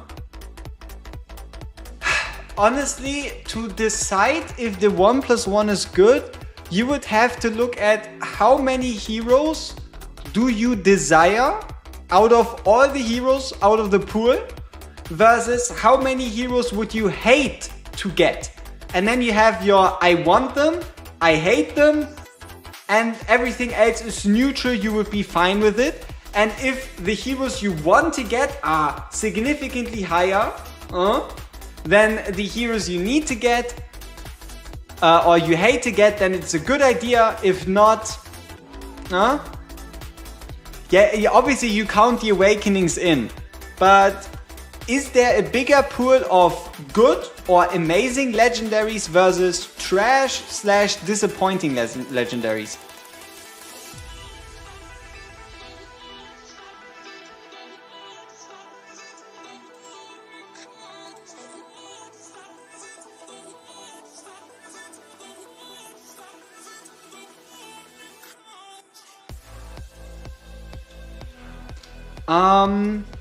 Once we beat this, I think we can do a graph-ish thing for all of you.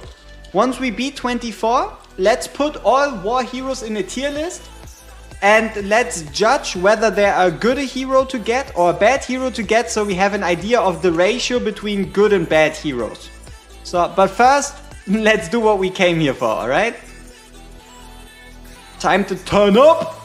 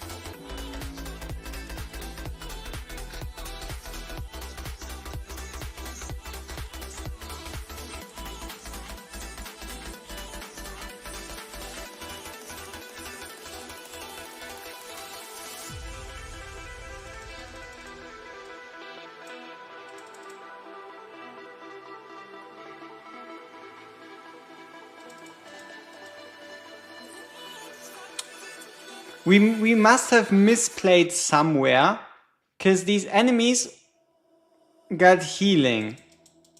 I think we had some downtime between Boreas and Artemis. We probably triggered Artemis a bit too early.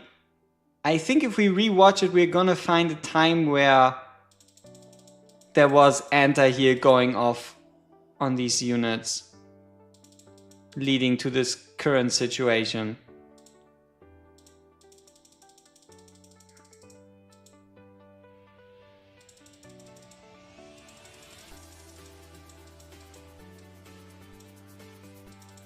Oh, and also, obviously, once again, the boss is not attacking Big Boy Cyrus, right?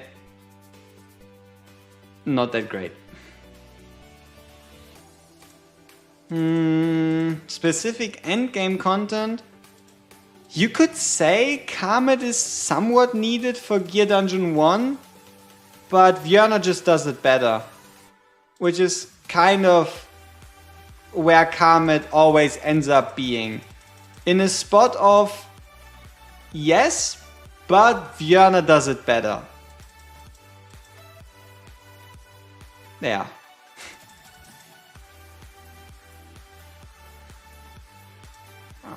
Let's check out the numbers.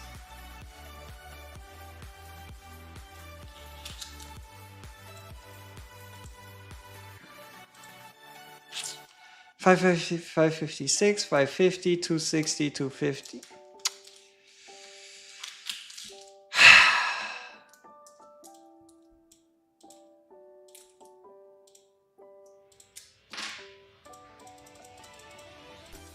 Yes, we're using also for the healing. For the healing he provides, which is even more important than the anti-heal. The anti-heal is kind of more like a bonus, somewhat even.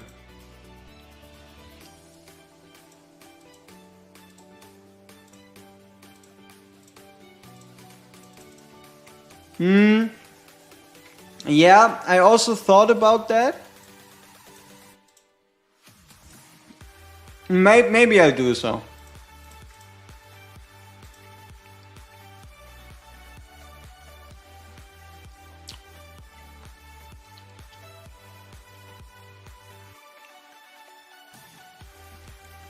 The question is, how much damage are we going to take on the wall? But still, let's try it with placing Cyrus late. Why not?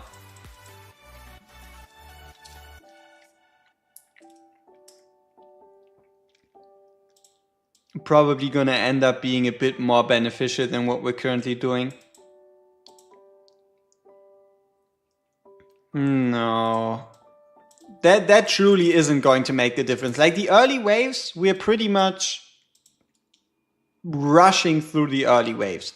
Like we barely take any wall damage, for example, from wave 1. So I highly doubt that is gonna do anything.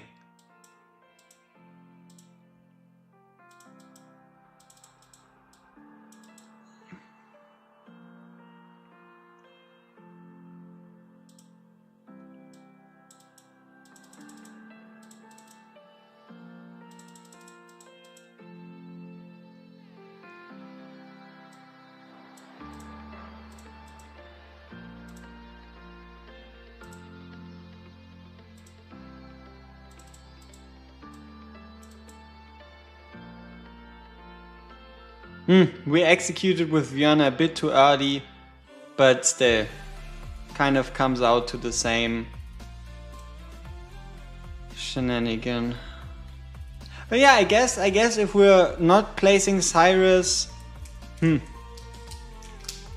how about changing Dellen for Holo?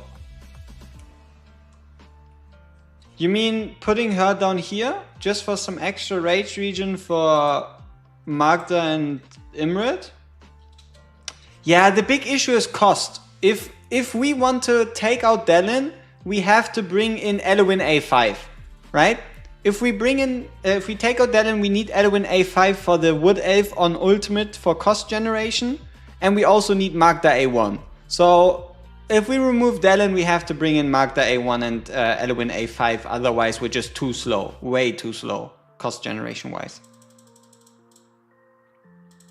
So yeah, that's kind of the state of things.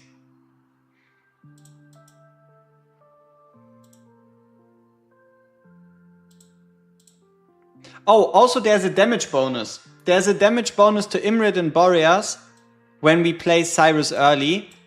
Okay, let's do one more run Silas early. Let's do one more run Silas early, okay?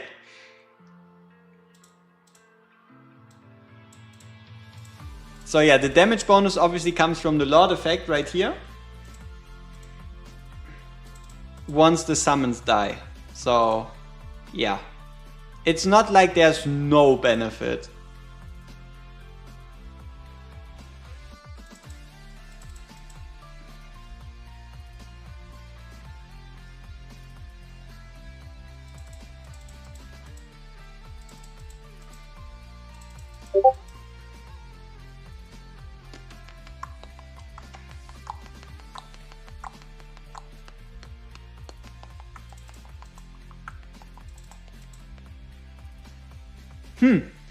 This damage phase was pretty terrible in comparison to the earlier ones.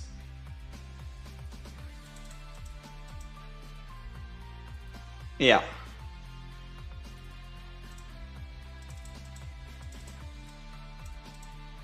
Makes me wonder why.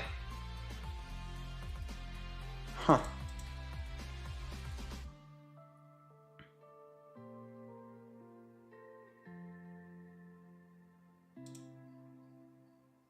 Just try Maria, she just dies. It's possible to keep her alive. You just need the A3. You need the A3 for where she only takes 80% of the damage and then 20% over the duration. And you need luck. And you might also need Eloin A5 for the Wood Elves. Yeah, I know. Replacing Cyrus is highly frustrating.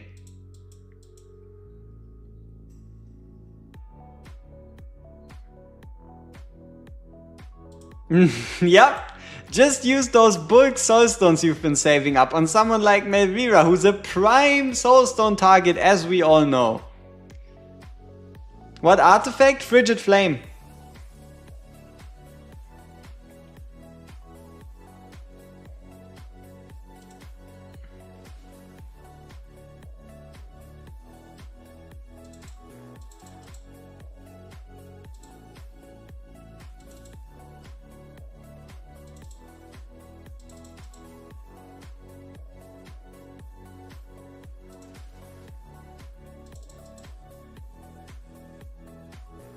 Artemis almost dying is deeply hilarious.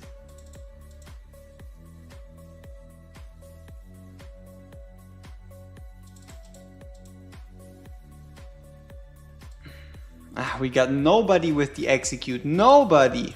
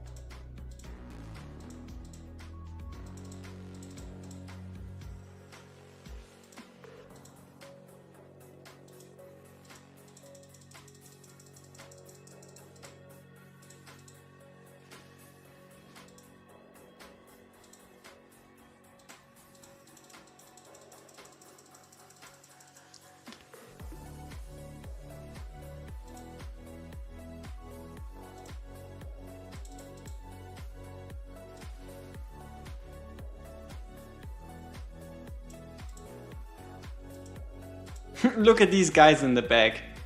God damn. 5 HP. How are they? They're not even getting hit back there anymore, man. Crazy. Crazy.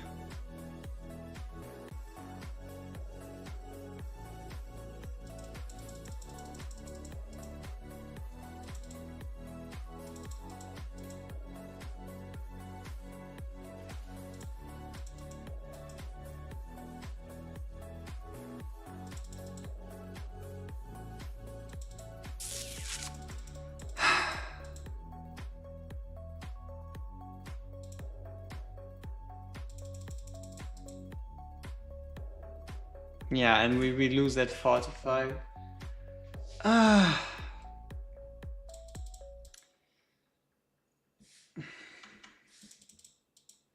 Yeah, you really can't give them like any chance to heal.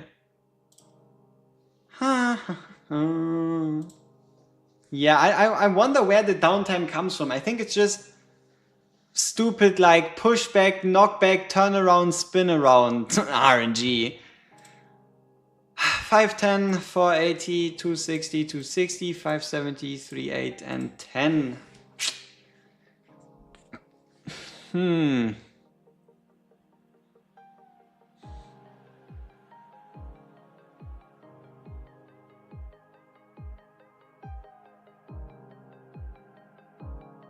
Artemis is a noodle? Yeah, I wonder how. It's kind of weird. Like, Artemis is doing fine.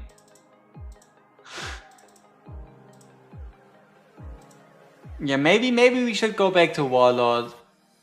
But it's crazy how he does nothing.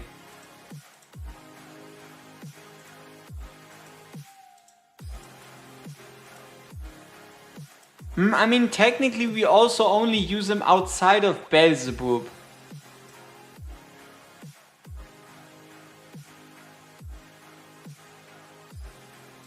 I wanna try something super stupid, okay?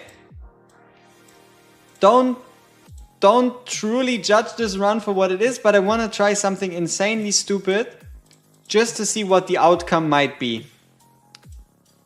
Whoops. Obviously not that. This is also kind of stupid, but not that extent of stupid.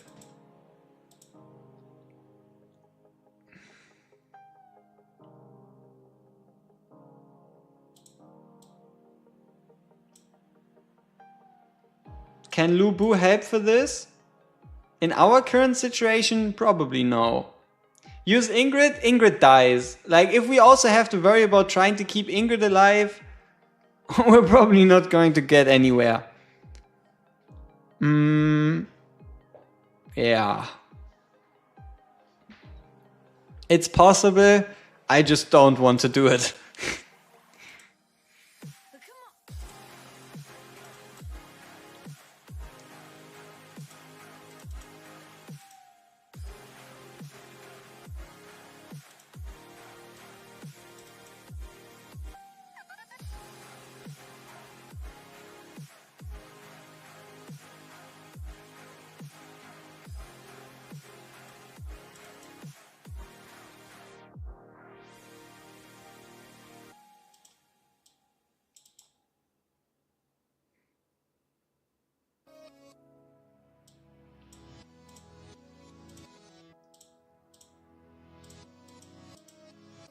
Tired of playing? Just let the game play for you. Let's see how that does. Maybe this is the hidden formula, you know? The special sauce. The secret to immortality. And whatever else kind of stupid adjectives I'm going to find. Just get inside the game and do it yourself. It might just be more effective. But I will probably die on the wall. Yo, God's Firmament was good. Welcome to the stream. Where we do not play this game, we just auto. Nah, I just want to satiate my curiosity in seeing how much worse or better, for better or worse, this actually turns out being. Obviously this pushback's questionable. This Viana execute, also interesting.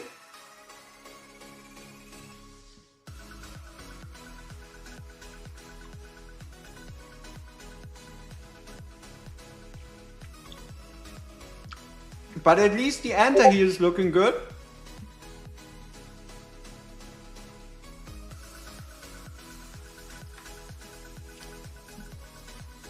I mean, so far it doesn't look much different from what we did.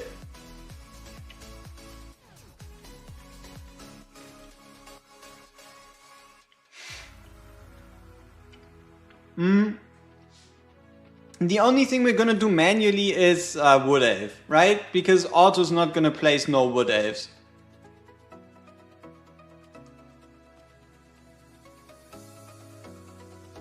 Gear 1? I don't think it's possible.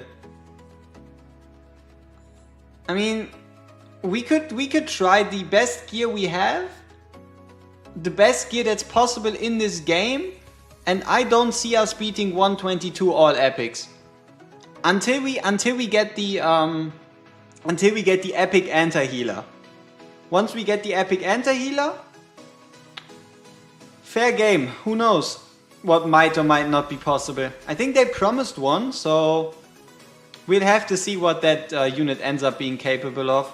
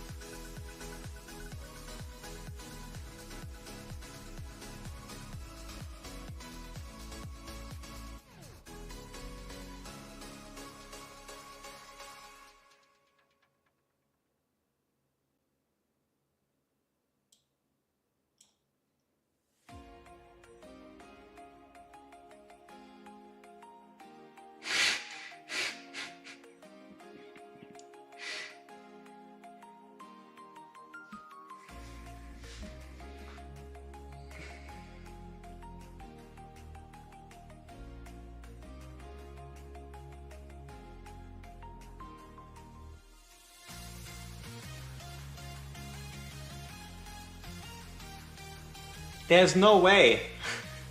I mean, okay, we did lose Boreas.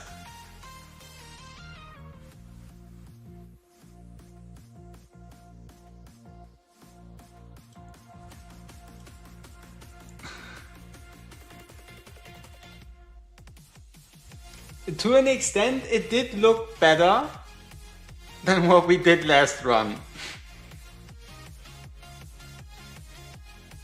Yep, exactly. It is unsettling.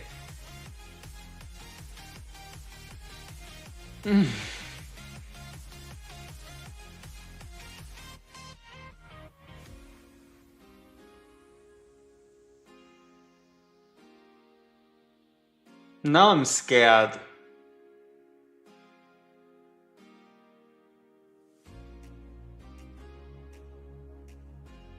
I mean, this is still possible. Somehow.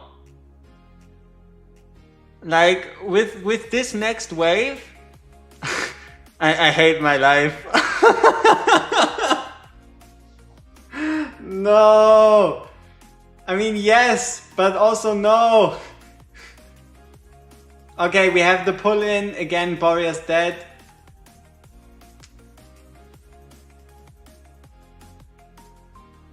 But still.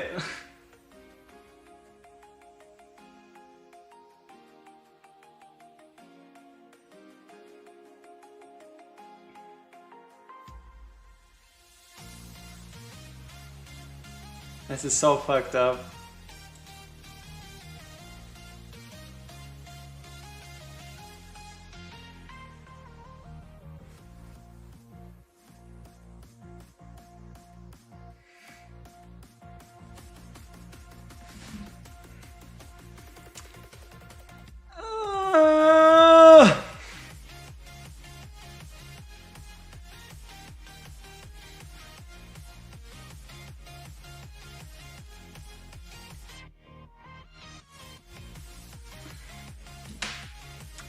Yep, I've been beaten by auto ultimates.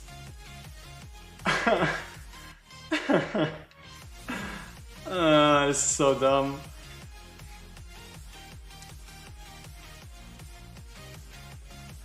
Yep, at this point I might as well.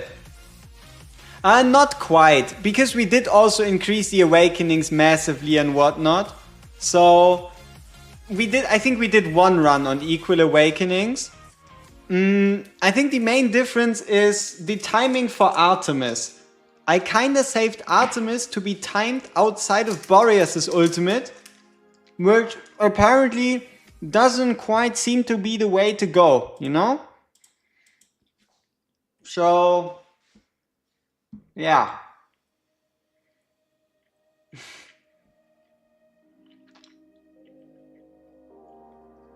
We can have a look at the final damage numbers and then we have to do this again. Yeah, but now if we do this again, we just have to make sure that Boreas doesn't die, right?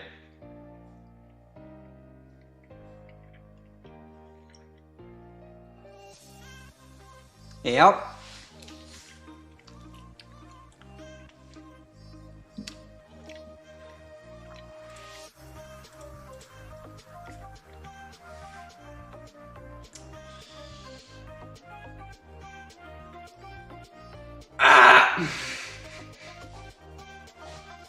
Yep. But yeah, look at these numbers. We have done over 2 billion damage. So yeah, it took over 2 billion damage to get this done. Yeah. Exactly. WorGuides. Auto guides.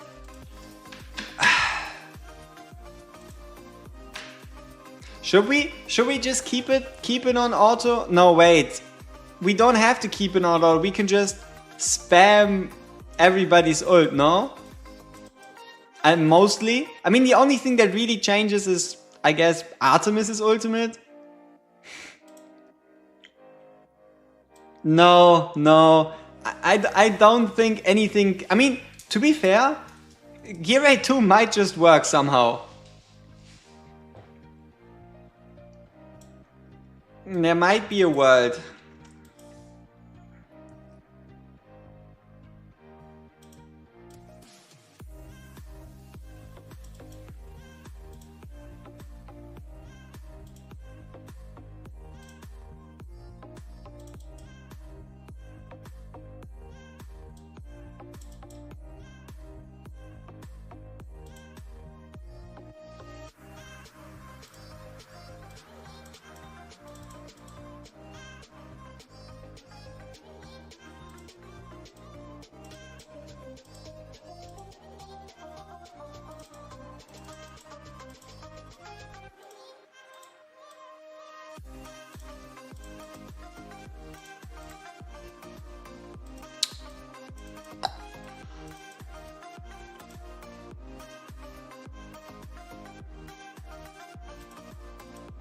AI takeover confirmed. Yeah. AI is indeed taking over.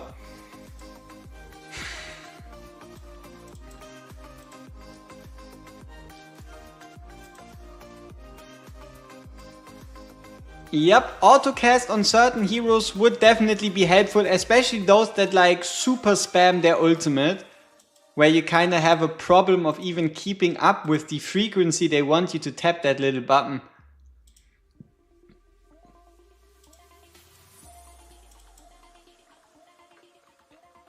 Okay, everything so far stays normal.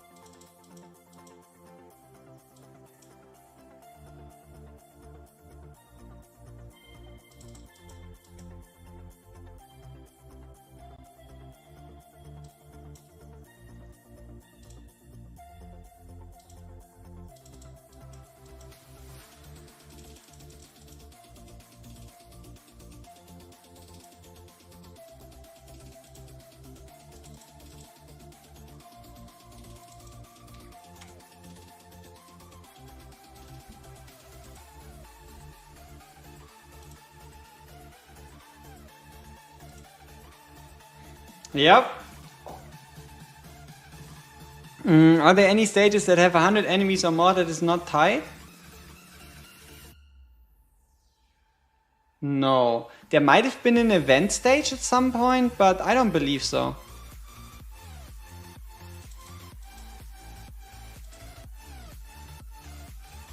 I guess you could count these stages that have like only one enemy where you kill the boss. So if you don't kill the boss, you technically have infinite enemies, but no, I don't think there's anything over 100 the normal way.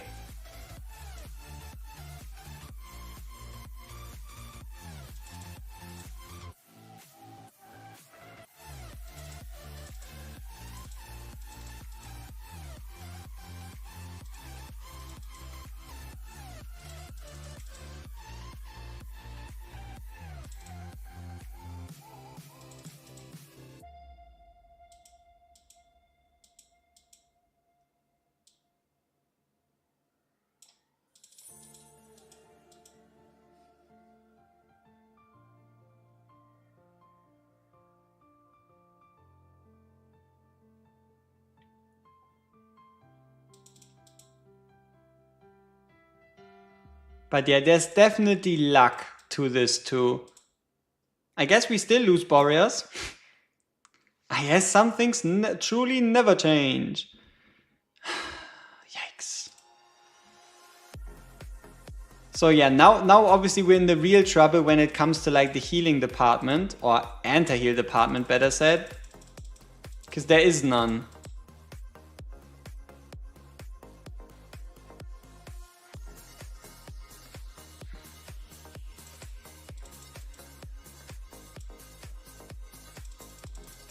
Yeah, no, I mean, she's not geared. She wouldn't do anything, sadly.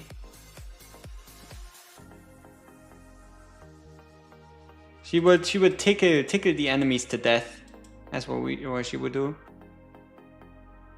Not just plastic in HP, she's plastic in everything.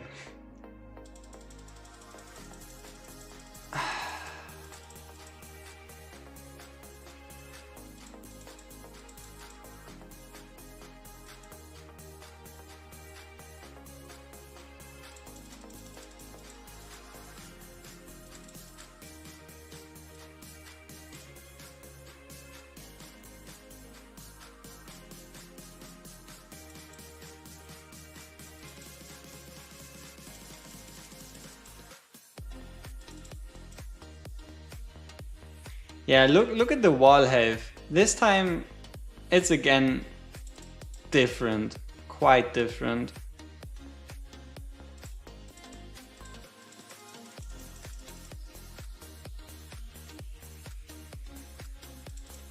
So yeah, there's no way this is gonna again make it close. The RNG here is beautiful. Yep. The AI auto-believer, the true way to play this game, confirmed.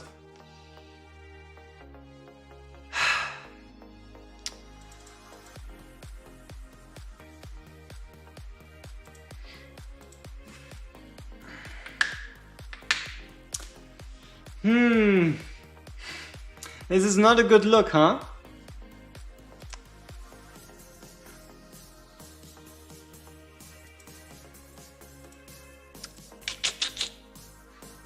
Out of curiosity, what would an Ingrid team look like?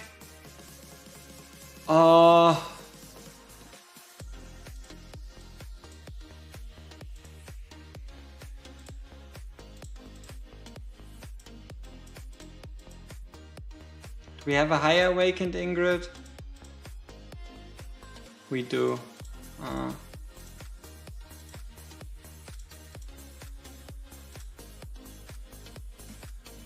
I think this is probably what an Ingrid team looks like.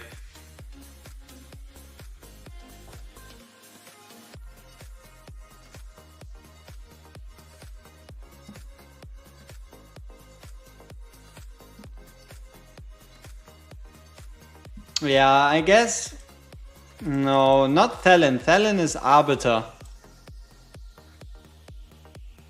We did beat it, but we let people pass through. Two guys.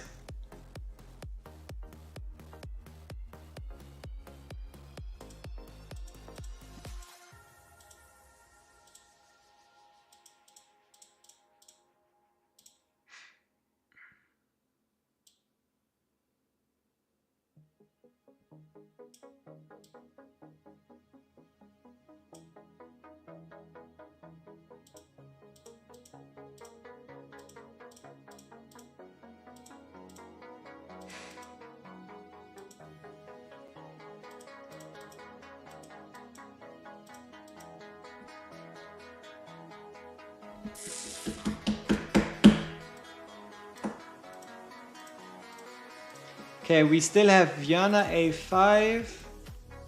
We have Magda a5. We have Beelzebub a5, but I don't know. I mean, it's true damage, but still, no. We have Artemis for a5 for extra healing. Or better said here, Rage Region Auto.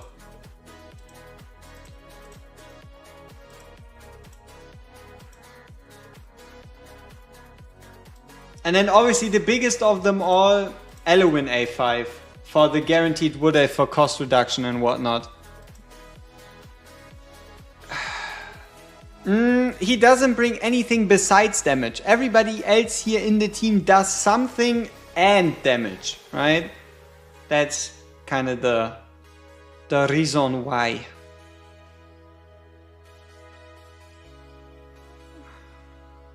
Artemis a3.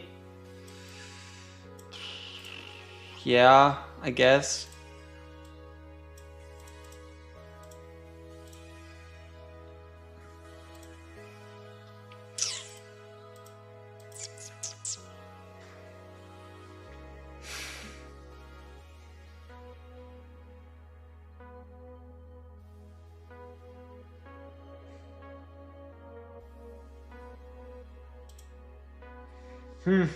I think we have to change up the placement order a bit again. Because we still don't give Imrit the buff. It would be easier or more justifiable with an Elowin. But I think we still have to try.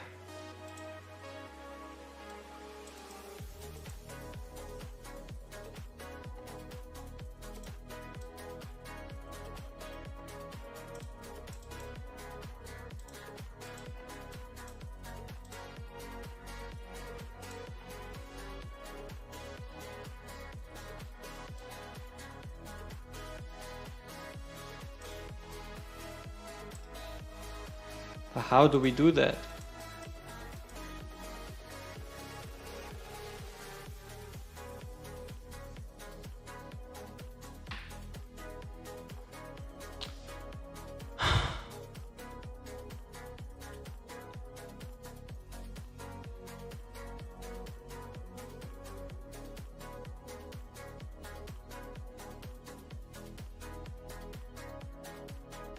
Yeah, she needs a3.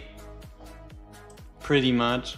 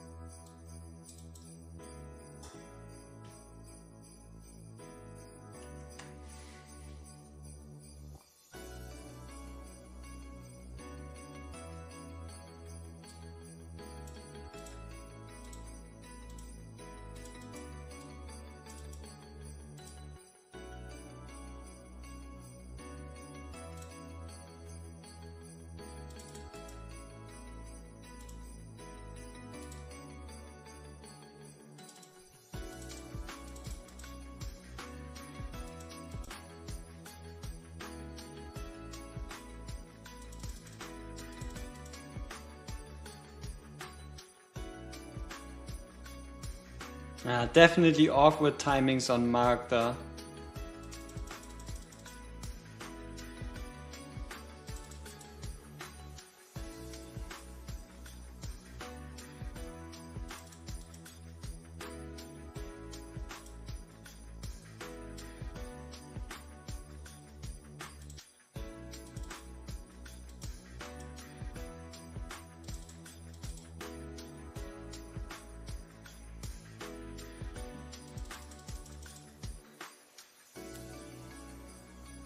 It's possible without 2 times anti-heal, I think. Let me check if I'm speaking nonsense.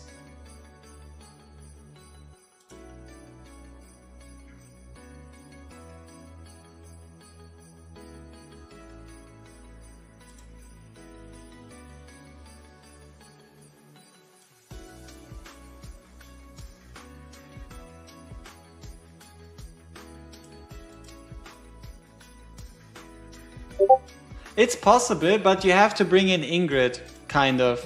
Like, if you're getting rid of Boreas, you kind of have to bring in Ingrid. You just need overwhelming damage.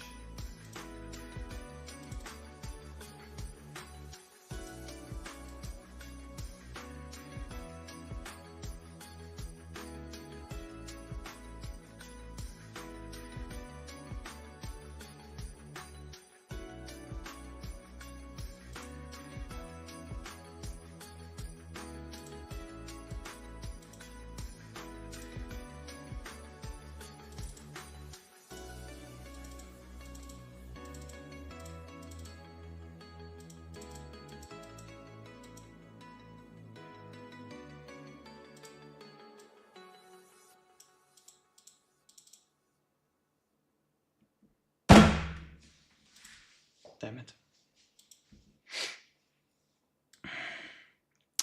Expedition 33 is amazing, as far as I can tell. Haven't yet had the time to play it, but it seems to be Game of the Year contender.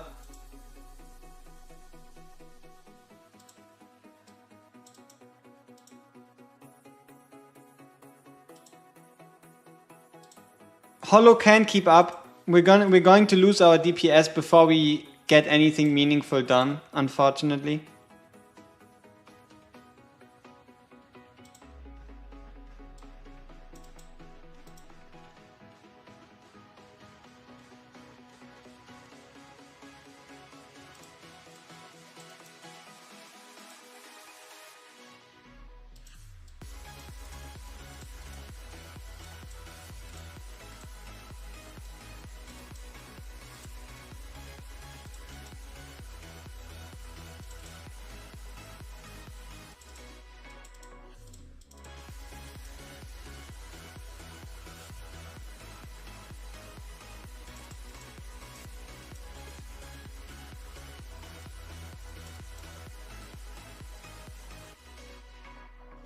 No, she's not gonna die. She's going to let everybody else die.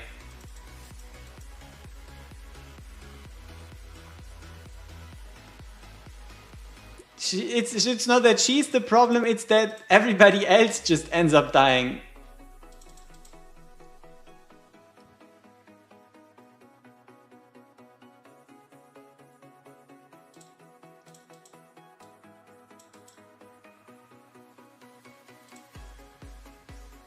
Yep. Though I don't think Reeves survives in 24, unfortunately. Even Brock here, one of the tankiest motherfuckers in the realm, doesn't quite make it through.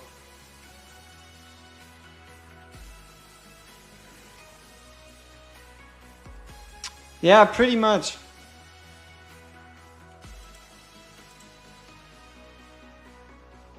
But it's also the anti-heal, right? It's also the extra anti-heal that's of humongous benefit.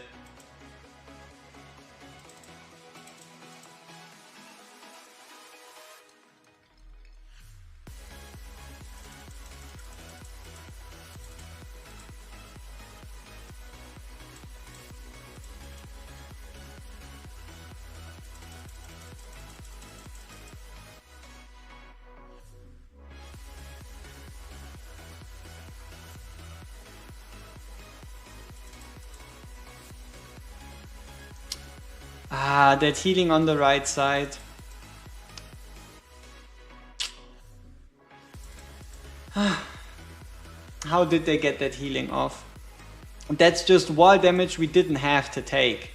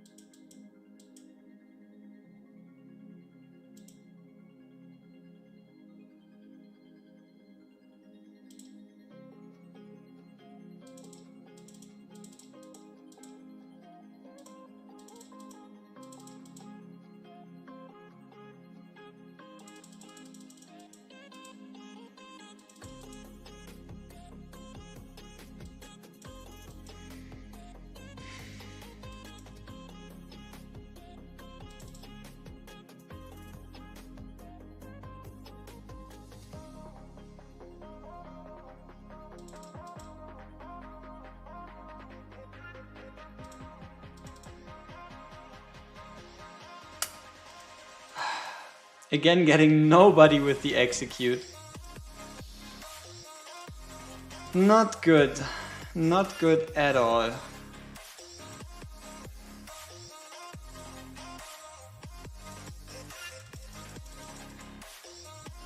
And Boris dies again.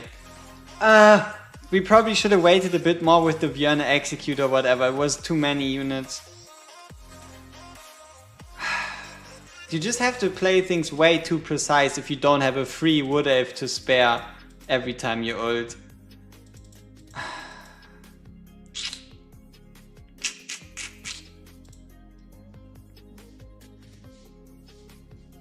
And we are already pretty much at the most powerful, and that's the problem with this fight in a nutshell. There isn't too much more you can do. He already has HP percent on every single piece. Yep, Lubu is nice, but Lubu also has an unfortunate faction.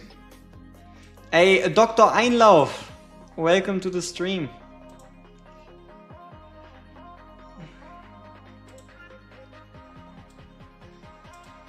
Boris already A5. Don't you worry. Magda though, Magda still A0. Whew.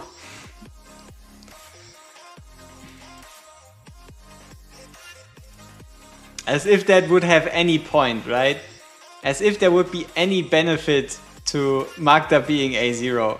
It's not gonna change anything.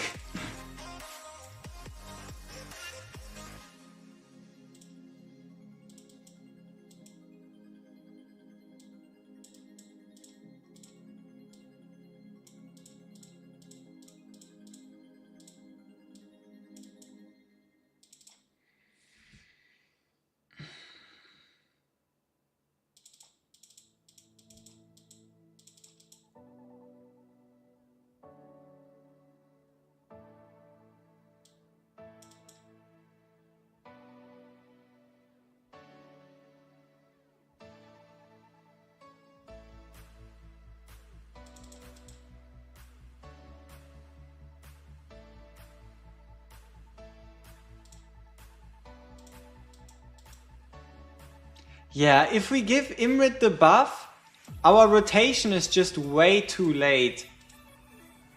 Even with the cost generators. Like now these guys are coming in and our ultimates are barely ready. If even.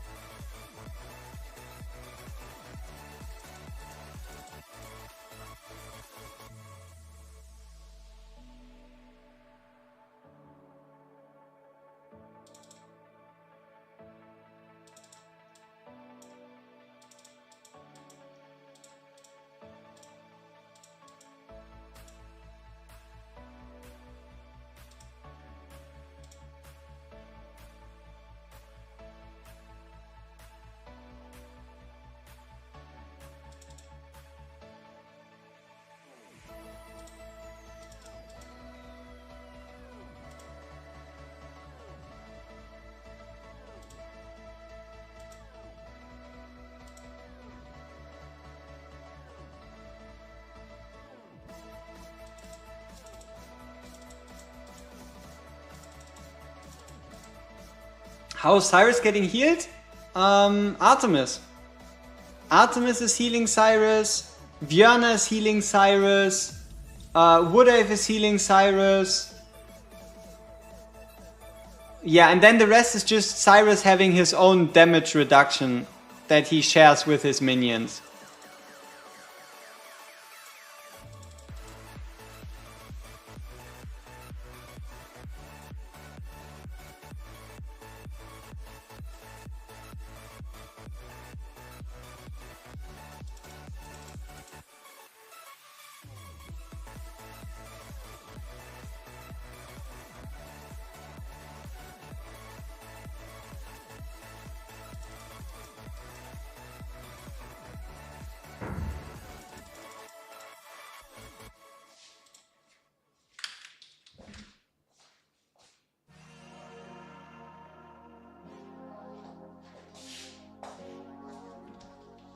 Okay, that was weird.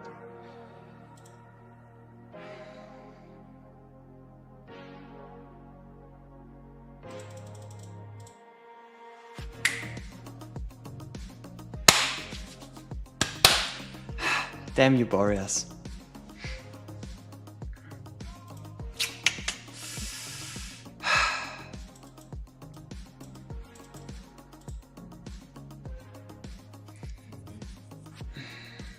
If we pull every rotation a bit earlier, I mean, it still kind of ends up being the same.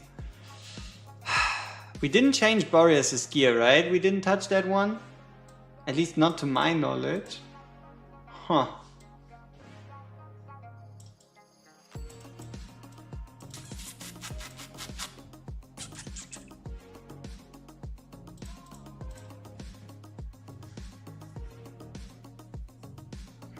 Björna's rage region seems kind of low-ish. Yeah, we don't really have any rage region on Björna, that's true. Because she mostly needs the extra HP. We can't quite afford any rage region, realistically.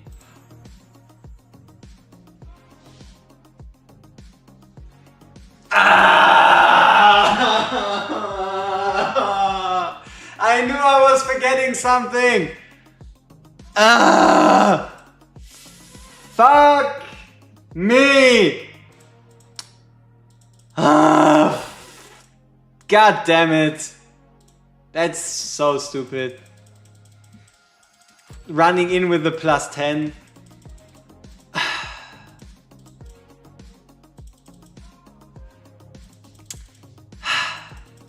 Fuck. 30,000. You want around 30,000 on your close to the fighters, close to the fight mages. Around like 30k total.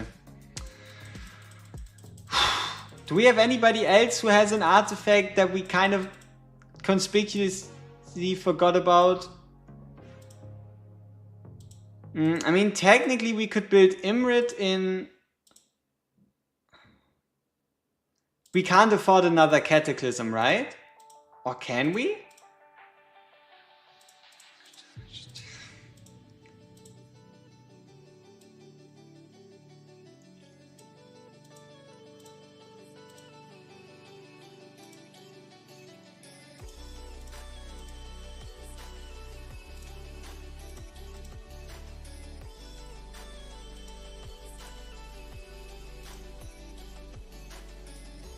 Anti-air damage, anti-air,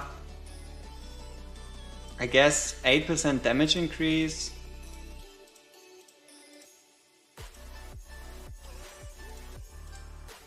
I mean, anyway, we can... Nothing. Watch guard. Yeah, this piece would be quite nice. Like, in strong Infernal Ring. Strong Infernal Ring would be amazing. Because look at this Infernal bonus. Do we have one? I think we looked over one just now, right? Yeah. I mean, look at this Infernal bonus. Upon casting the ultimate, increases crit damage by 15% and penetration by 10 for 12 seconds. We can actually make this one work. Look at our crit rate. Our crit rate is at... Yeah. This is stupid.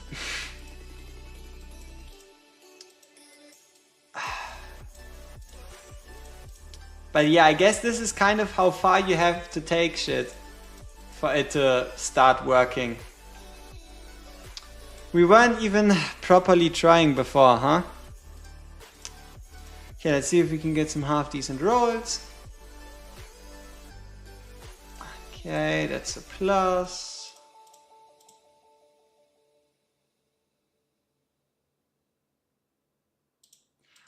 It's gonna be easier, but keep in mind, Magda and Björna are the biggest damage dealers. Magda and Björna are the biggest damage dealers, so only Boreas and Imrit will be stronger, but not by much.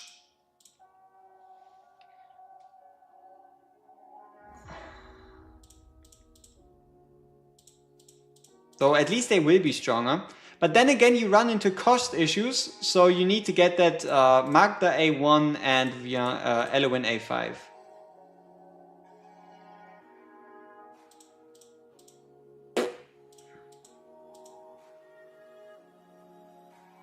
Yep.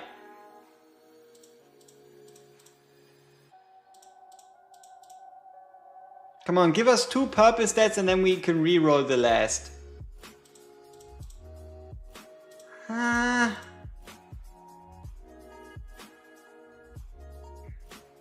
I also don't want to sit here forever, so we give it a tiny more chance and then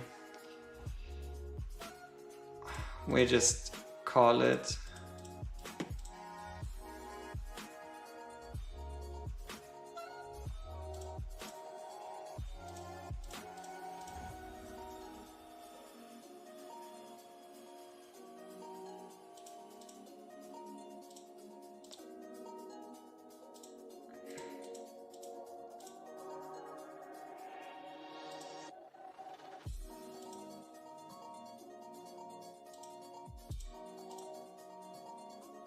Good enough. Oof. Okay. We have this one. Or would a Watcher ring be better?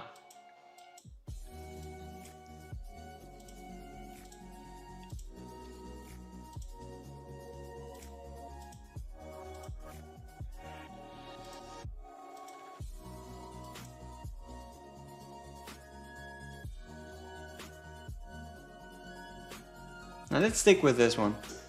Okay, we upgraded Björn's gear.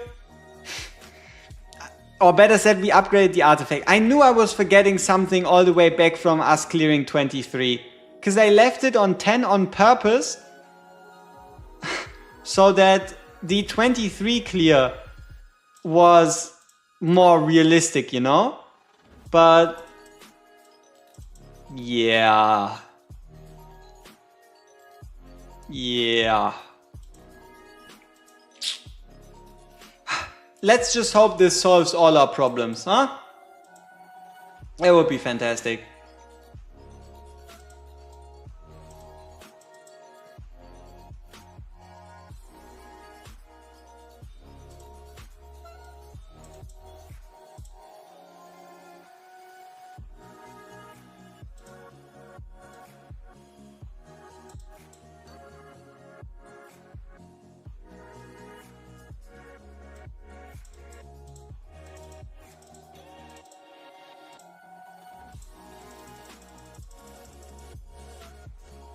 Yeah, 10% increased AoE damage, and don't forget the base stats. The base stats from the 25 versus plus 10 artifact are also going to make a significant difference.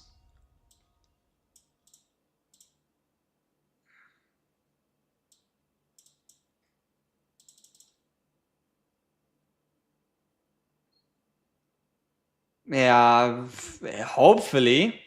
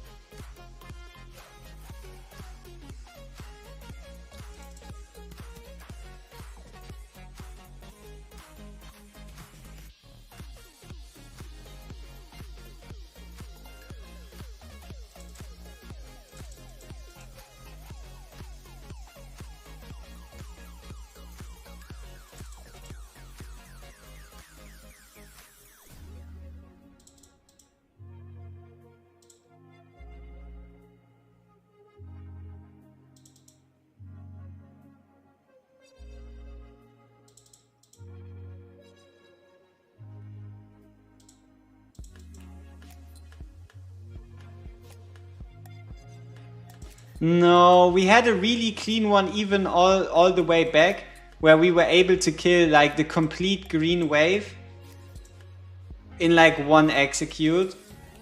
But also this doesn't quite tell us anything. Like as soon as Boreas or Vierna dies, GG.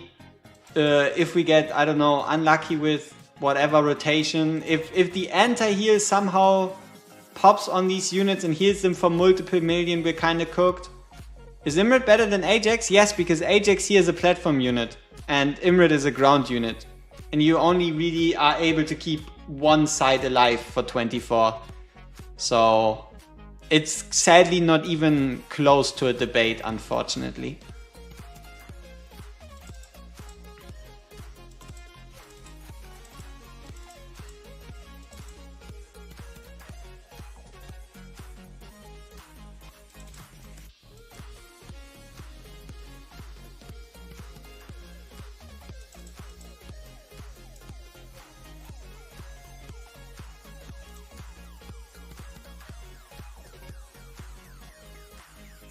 What?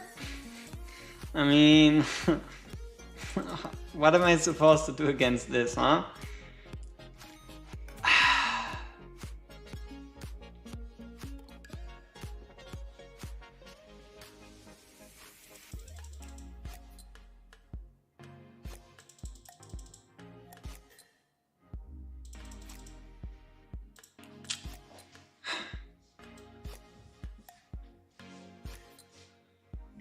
Yeah, but the whole kind of reason is that you want to save her for like more specific like points. You want to kind of wait till the enemies are closer to that 50% mark. Obviously at the end not so much anymore, but yeah.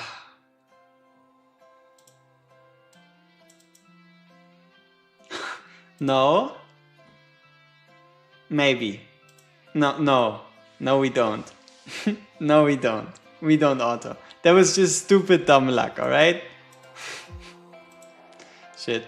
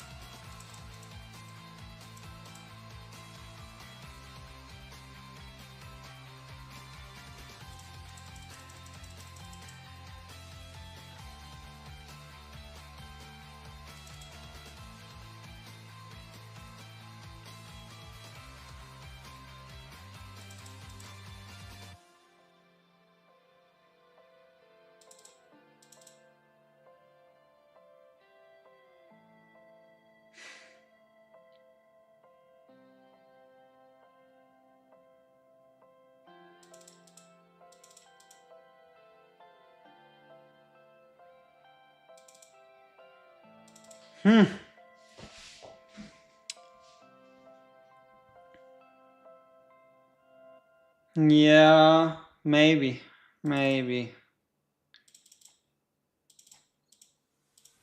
I tell you for sure that tonight will be different. I promise you'll understand. As the moon rises, the dark sets upon us, and then I will take your hand. Tell you that I want you, and that I need you. Tell me that you understand.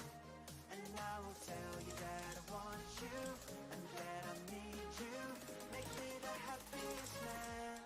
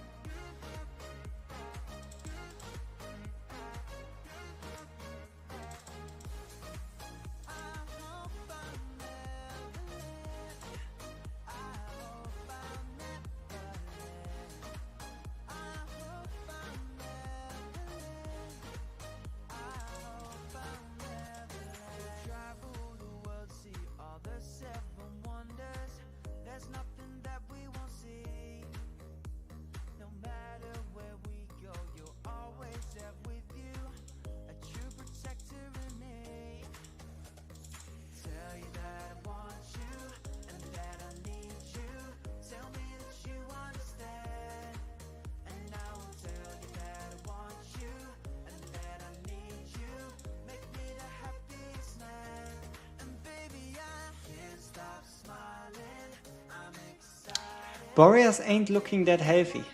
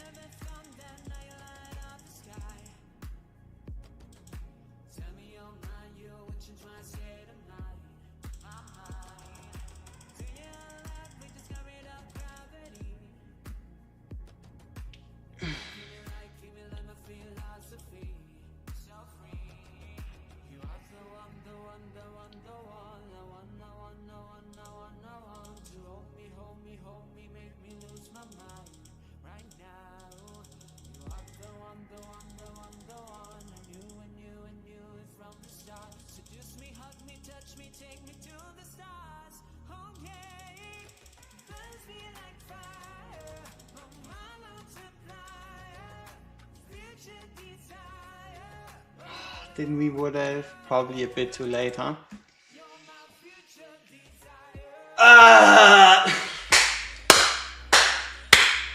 Yeah, no. What a very frustrating fight.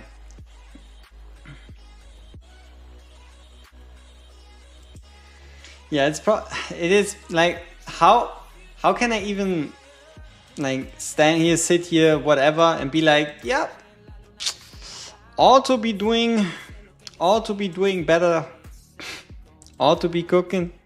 Still the best team I can do. Close enough, honestly.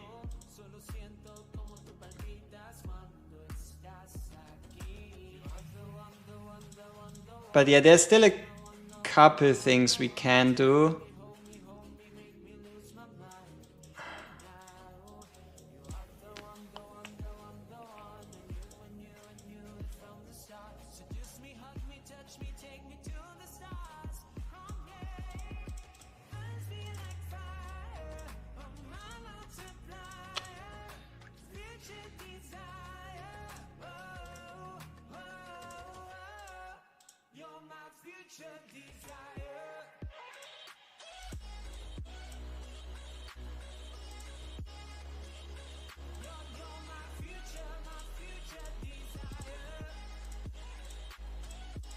Ingrid not good enough. Ingrid too squishy. Too squishy. She mostly just ends up dying. Hey, you beat 122. Congratulations. Good shit.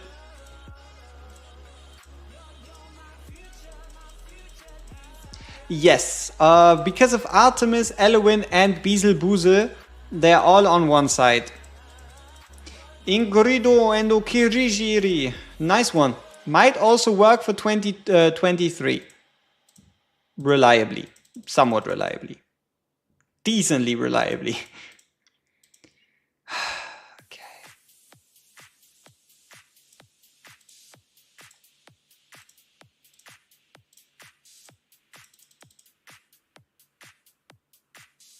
Yeah, that sounds balanced.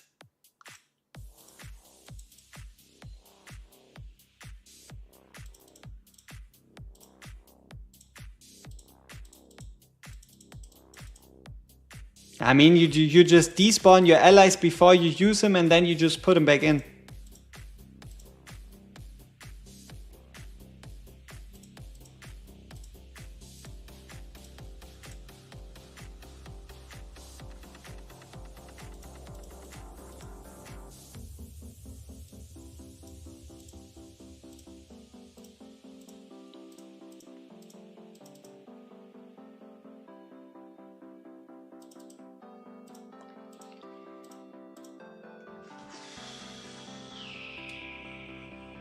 Yep.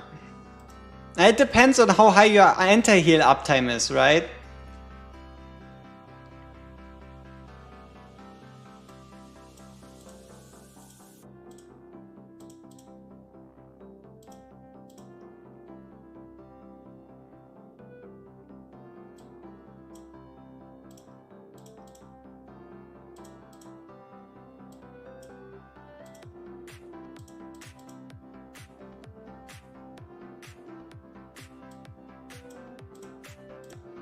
I mean, what's the point in keeping up appearances, right? You're gonna rage? Okay.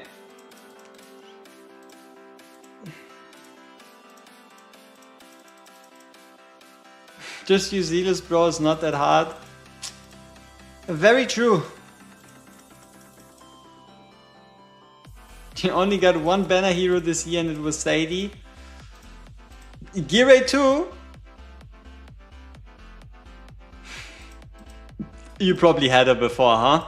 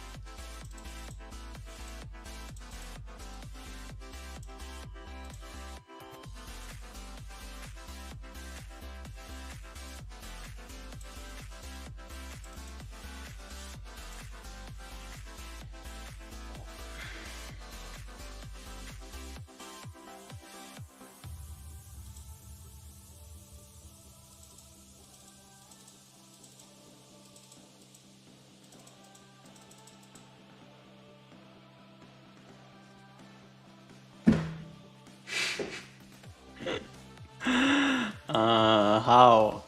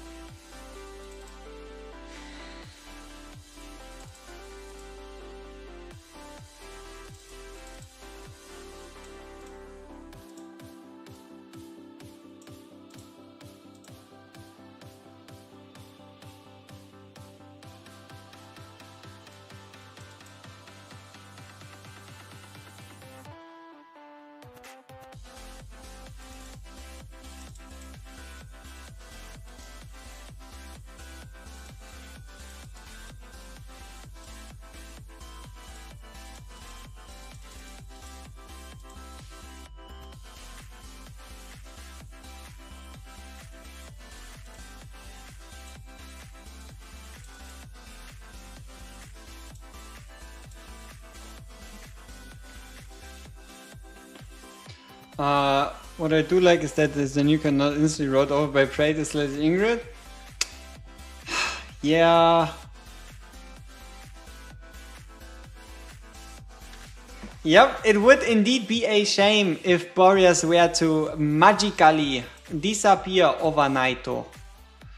That would indeed be a source of a great frustration.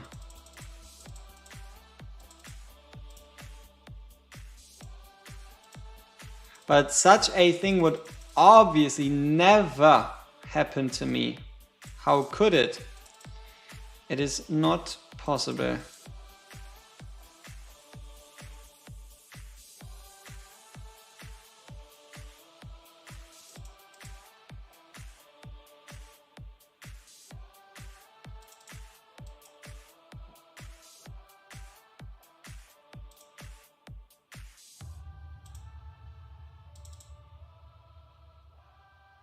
Yeah, you did 24 without max Sadie skill. I mean, yeah.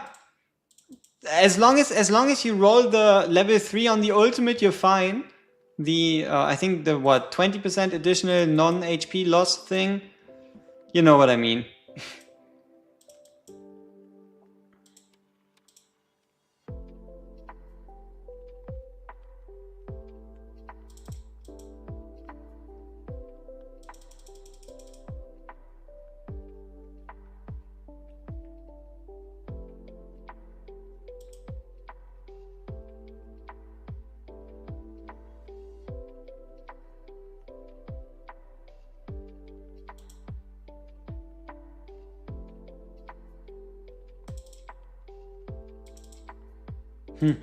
Maybe I should be attacking these scourges earlier.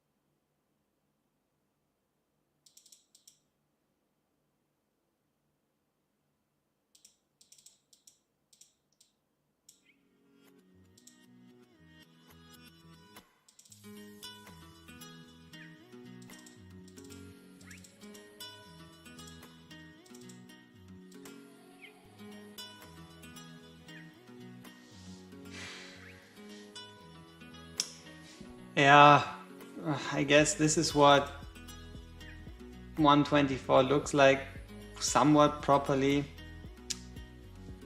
Yeah, I don't know. I think we're winning. I might have just cursed us with that, but yeah, I think we're currently winning. It might not look like it, but I'm somewhat certain we are doing well.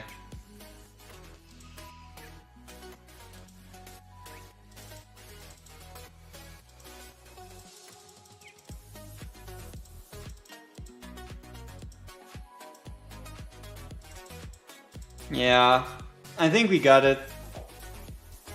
What did it take? Everything.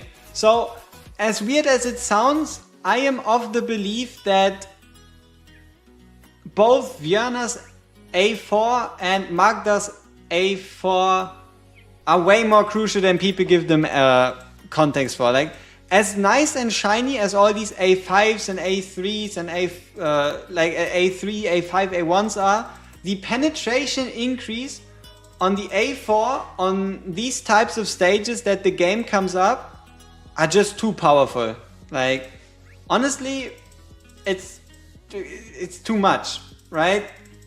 Like, this 8% penetration increase might not sound like much, but it is quite a lot. So yeah, there you go.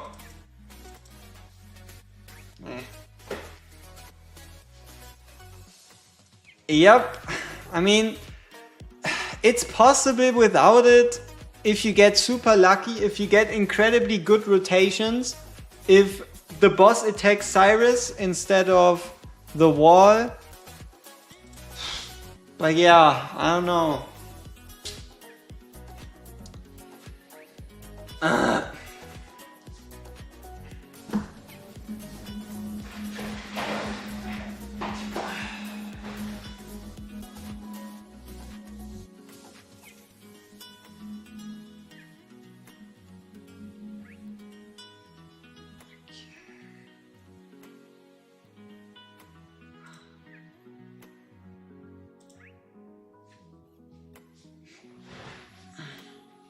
Are you suggesting content is locked behind Awakenings?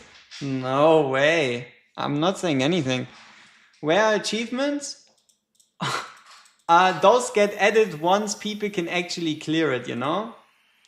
But yeah, I guess there's currently no achievement for clearing it.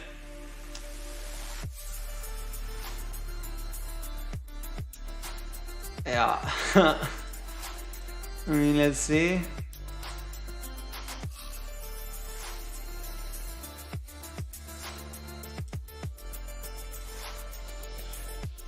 Yeah.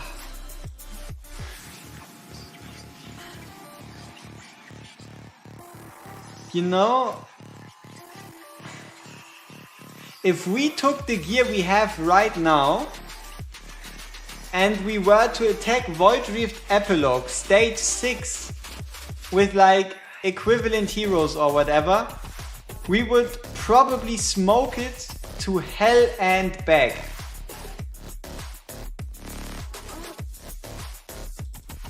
Yeah, but yeah, I don't know, man. Alright, so we did it. We made it. Now let's see if we can make that tier maker list on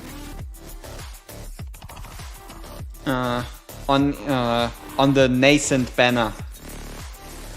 We make it super simple. Delete. We have good.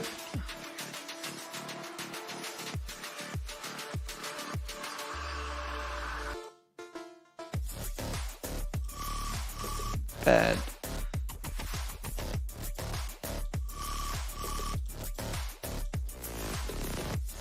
All right. And then hero icons.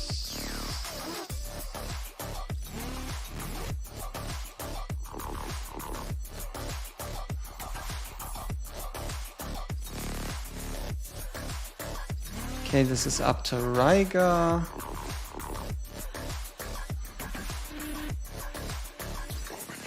Give me a second here. Okay.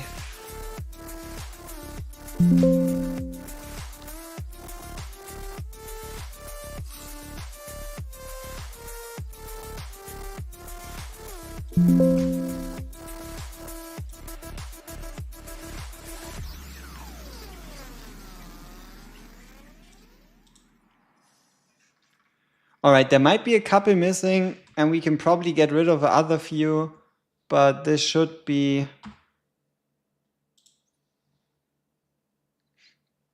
This should pretty much transform fit to screen. Okay, and then we get rid of this category. We get rid of this one. We change this one into great. No. Want versus hate. And then I guess neutral. Neutral.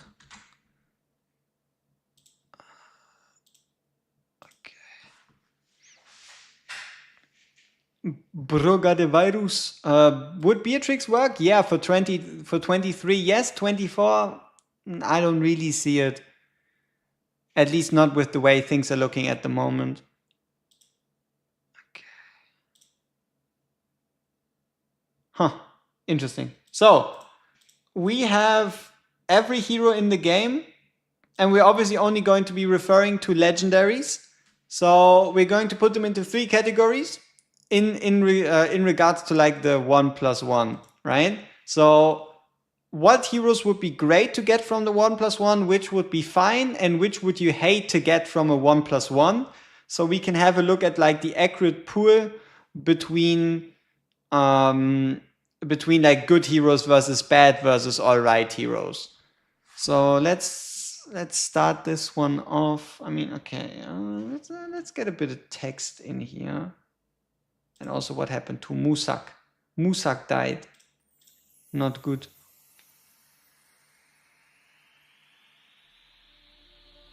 I guess it's back alive.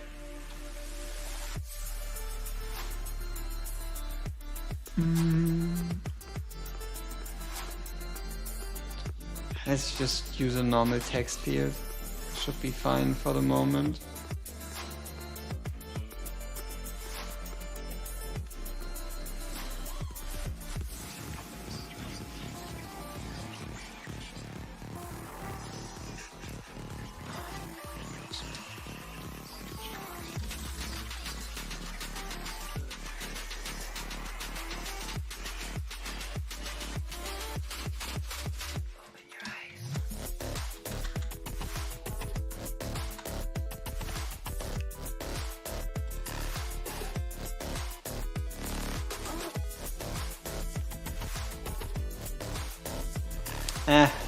Looks kinda shit, but alright. Let's get to sorting.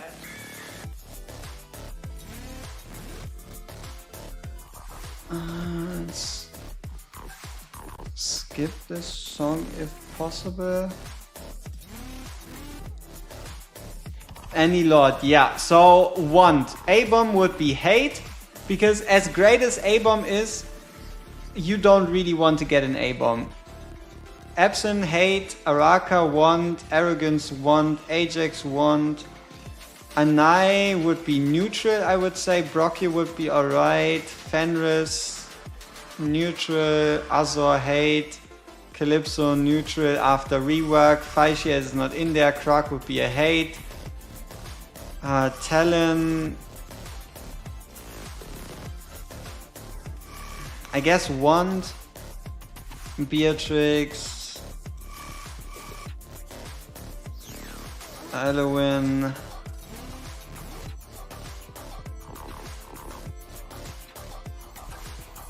Hard to say with Gear Raid 3.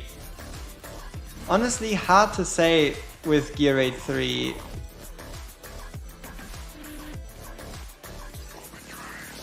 What the fuck is going on?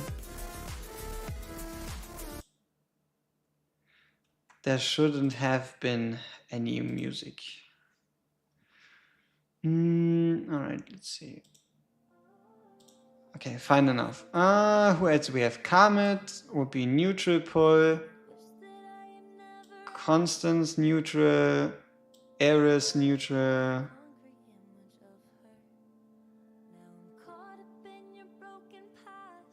Cerberus. I guess hard to justify pulling a Cerberus, honestly, at this point. Hex would be a wand.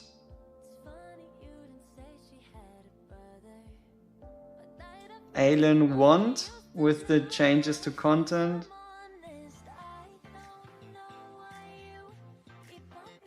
Boreas probably wand. I guess Artemis will be neutral.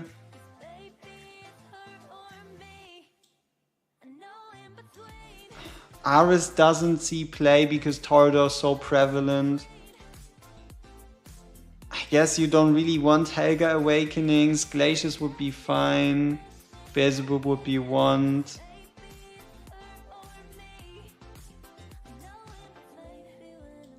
I don't like the fact that Callista's not in the summon pool. Callista's such a fun hero and she only gets better with Awakenings. First he's a wand.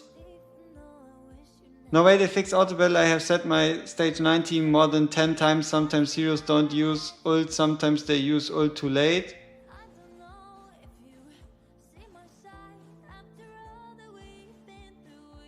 Yeah, but that has to do with power of dominance. It depends. I mean, you probably said it with power of dominance, right? I guess it would be important to know which fight, like which gear dungeon. Because for example, if you have power of dominance on and then Edith doesn't ult,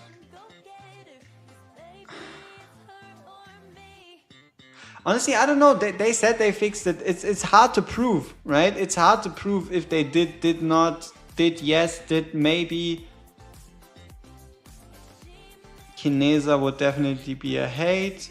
Kriya would be a hate. Crowdor, I guess nobody really wants to pull a Crowdor. Lucia at this point also kind of hate pull. Leia wand, because she's a lord. Phineas wand. Lucius wand. Lynx neutral. Lyra neutral. Magda neutral. Because it's just gear rate 1 where you need her. And I guess GVG defenses. But also her awakenings aren't that interesting.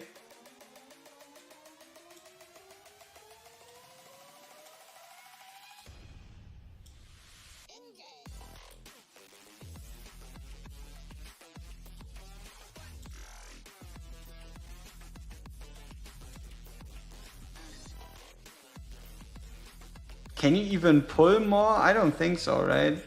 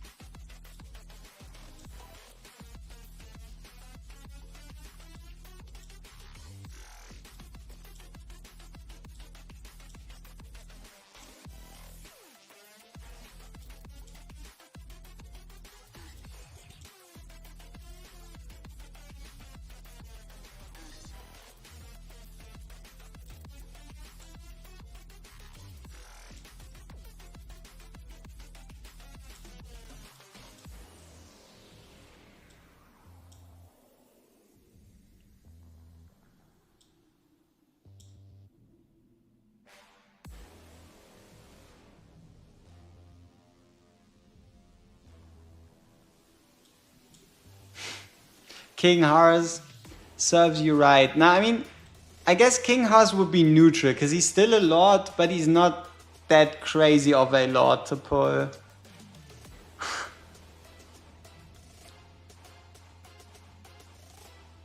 Wait, Araka. Where's Araka? She should be in there.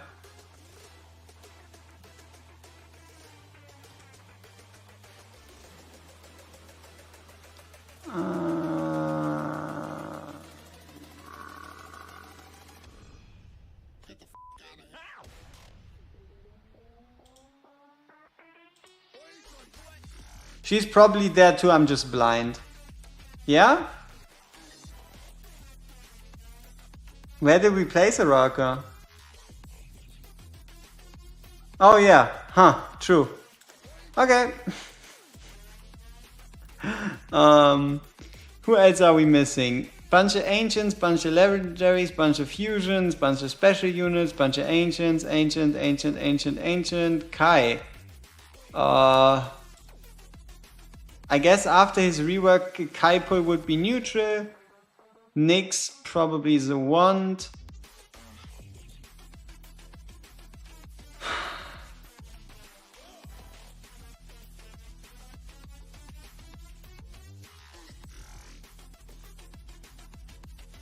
Is there anyone missing? It should be what, 63? 1, 2, 3, 4, 5, 6, 7, 8, 9, 10, 11, 12, 13, 14, 15, 16, 17, 18, 19, 20, 21, 22, 23, 24, 25, 26, 27, 28, 29, 30, 31, 32, 33, 34, 35, 36, 41, 42, 43, 44, 45, 45, 46, 47. I don't know. Yeah, but yeah, exactly. Edith, true. Is she somewhere here? Yes, she is. I guess she's between wand and neutral depending on you having cleared Gear Dungeon 2 and also you already or not having her. I guess she's neutral. Callista, I don't think you can pull a Callista.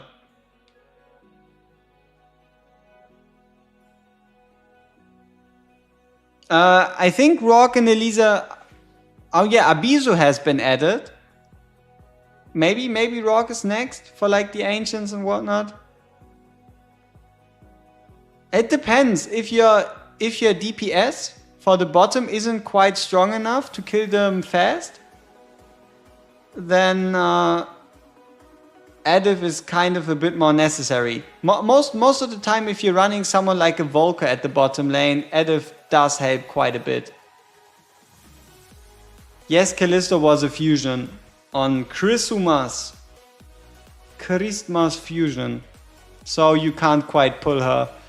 But yeah, there was... Where's Venoma? She's somewhere down here, right? Yeah, I don't know. I guess Venoma, it wouldn't be a hate pull, she would just be neutral.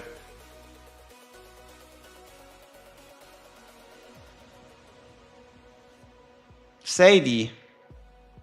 Depending on if you have or don't have her, she's kind of in the same spot as Alora and Edith. Do you already own these heroes?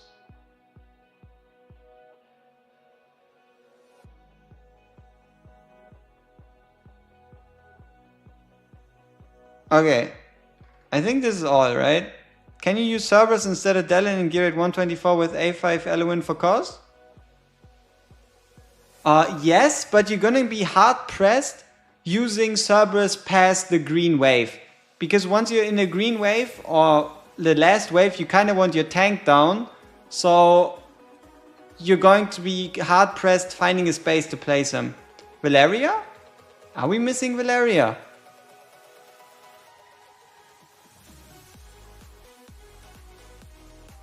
We might be. But... is she there? She's a neutral? Yeah, she's neutral. Yeah. I think Valeria's neutral. She's not to the point where you would be sad getting her. So... I mean, I guess... It's hard to say because there's also so many lords in here, right? Like what if we make it different here and we call it lords, all right? Because lords technically have to be judged differently anyway, even if it's King Hars, even if it's Venoma, because all of a sudden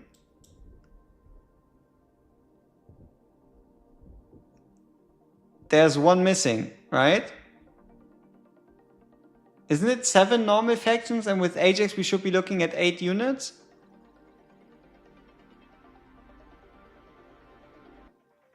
We got Esoteria, Northern. Morrigan. Where's Morrigan? There we go. Mauritania. So what you can see is that overall meta-wise, for the 1+1, you have a higher chance of getting a hate pull than you have of a want pull.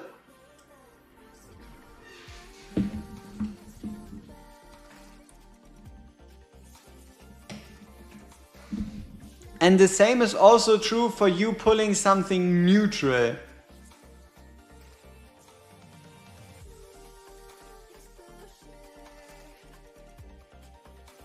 So how many heroes? I think it's 63 different ones, right? 63 different heroes. And we judged 1, 2, 3, 4, 5, 6, 7, 8, 9, 10, 11, 12, 13, 14, 15, 16. Wait, 1, 2, 3, 6, 9, 12, 15, 16, yes. So 16 divided by 63, 25% chance. And if you, because you're pulling a legendary twice, it's 2 times 25 chance, so what, 45% chance of you walking away with something in the want category? I think the math should be close enough.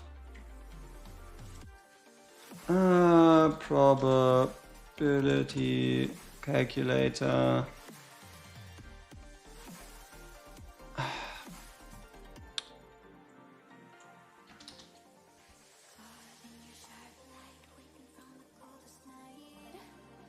Was it this one? Yeah. No, population size. What? Is it this one? No. I have a favorite out of those, but I'm not sure which one.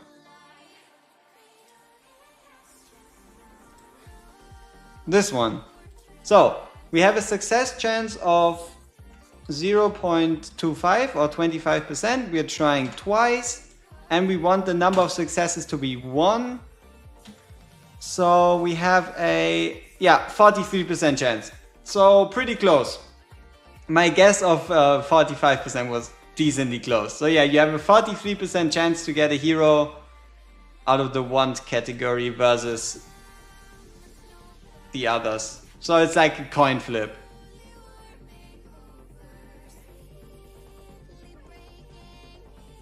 I would still say getting an arrogance would be fine.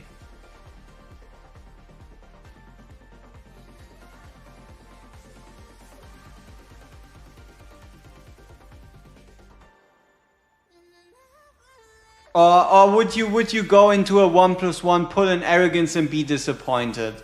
That's the real question, right? And also to what extent do you need awakenings? This is obviously not completely foolproof. But I mean, I guess you could move arrogance down to neutral.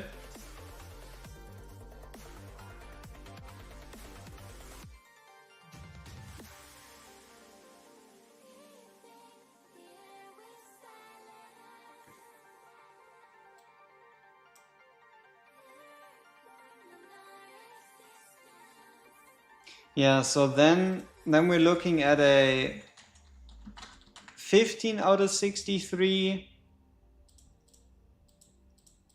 So a 23.8% chance.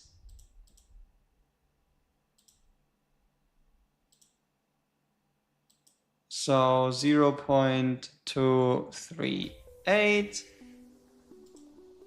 41%. So 4 in 10. That's account dependent, right?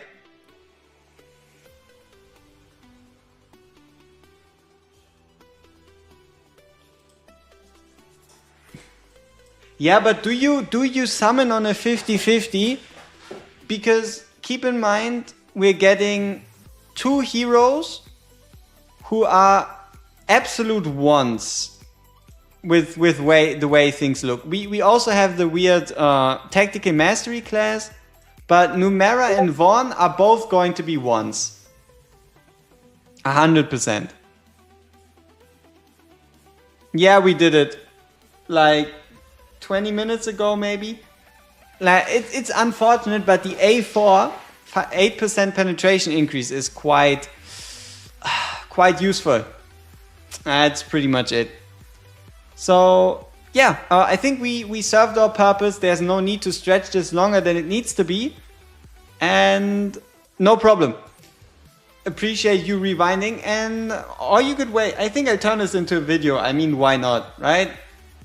So yeah, we see each other on the next one, and oh yeah, I'll make a stream and also announcement video as soon as we get the bands announced. So make sure you get your bands out, or you get your bands in for the Tire Championship. Let me link that shit again so I can make my life harder. Where was it? Here. And then YouTube. Let's go back to main.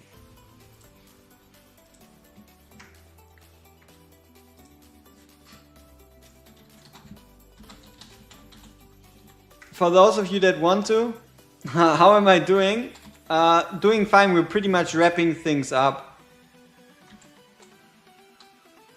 So yeah, if you want to ban heroes for the championship thing, feel free to do so. And yeah, bye bye.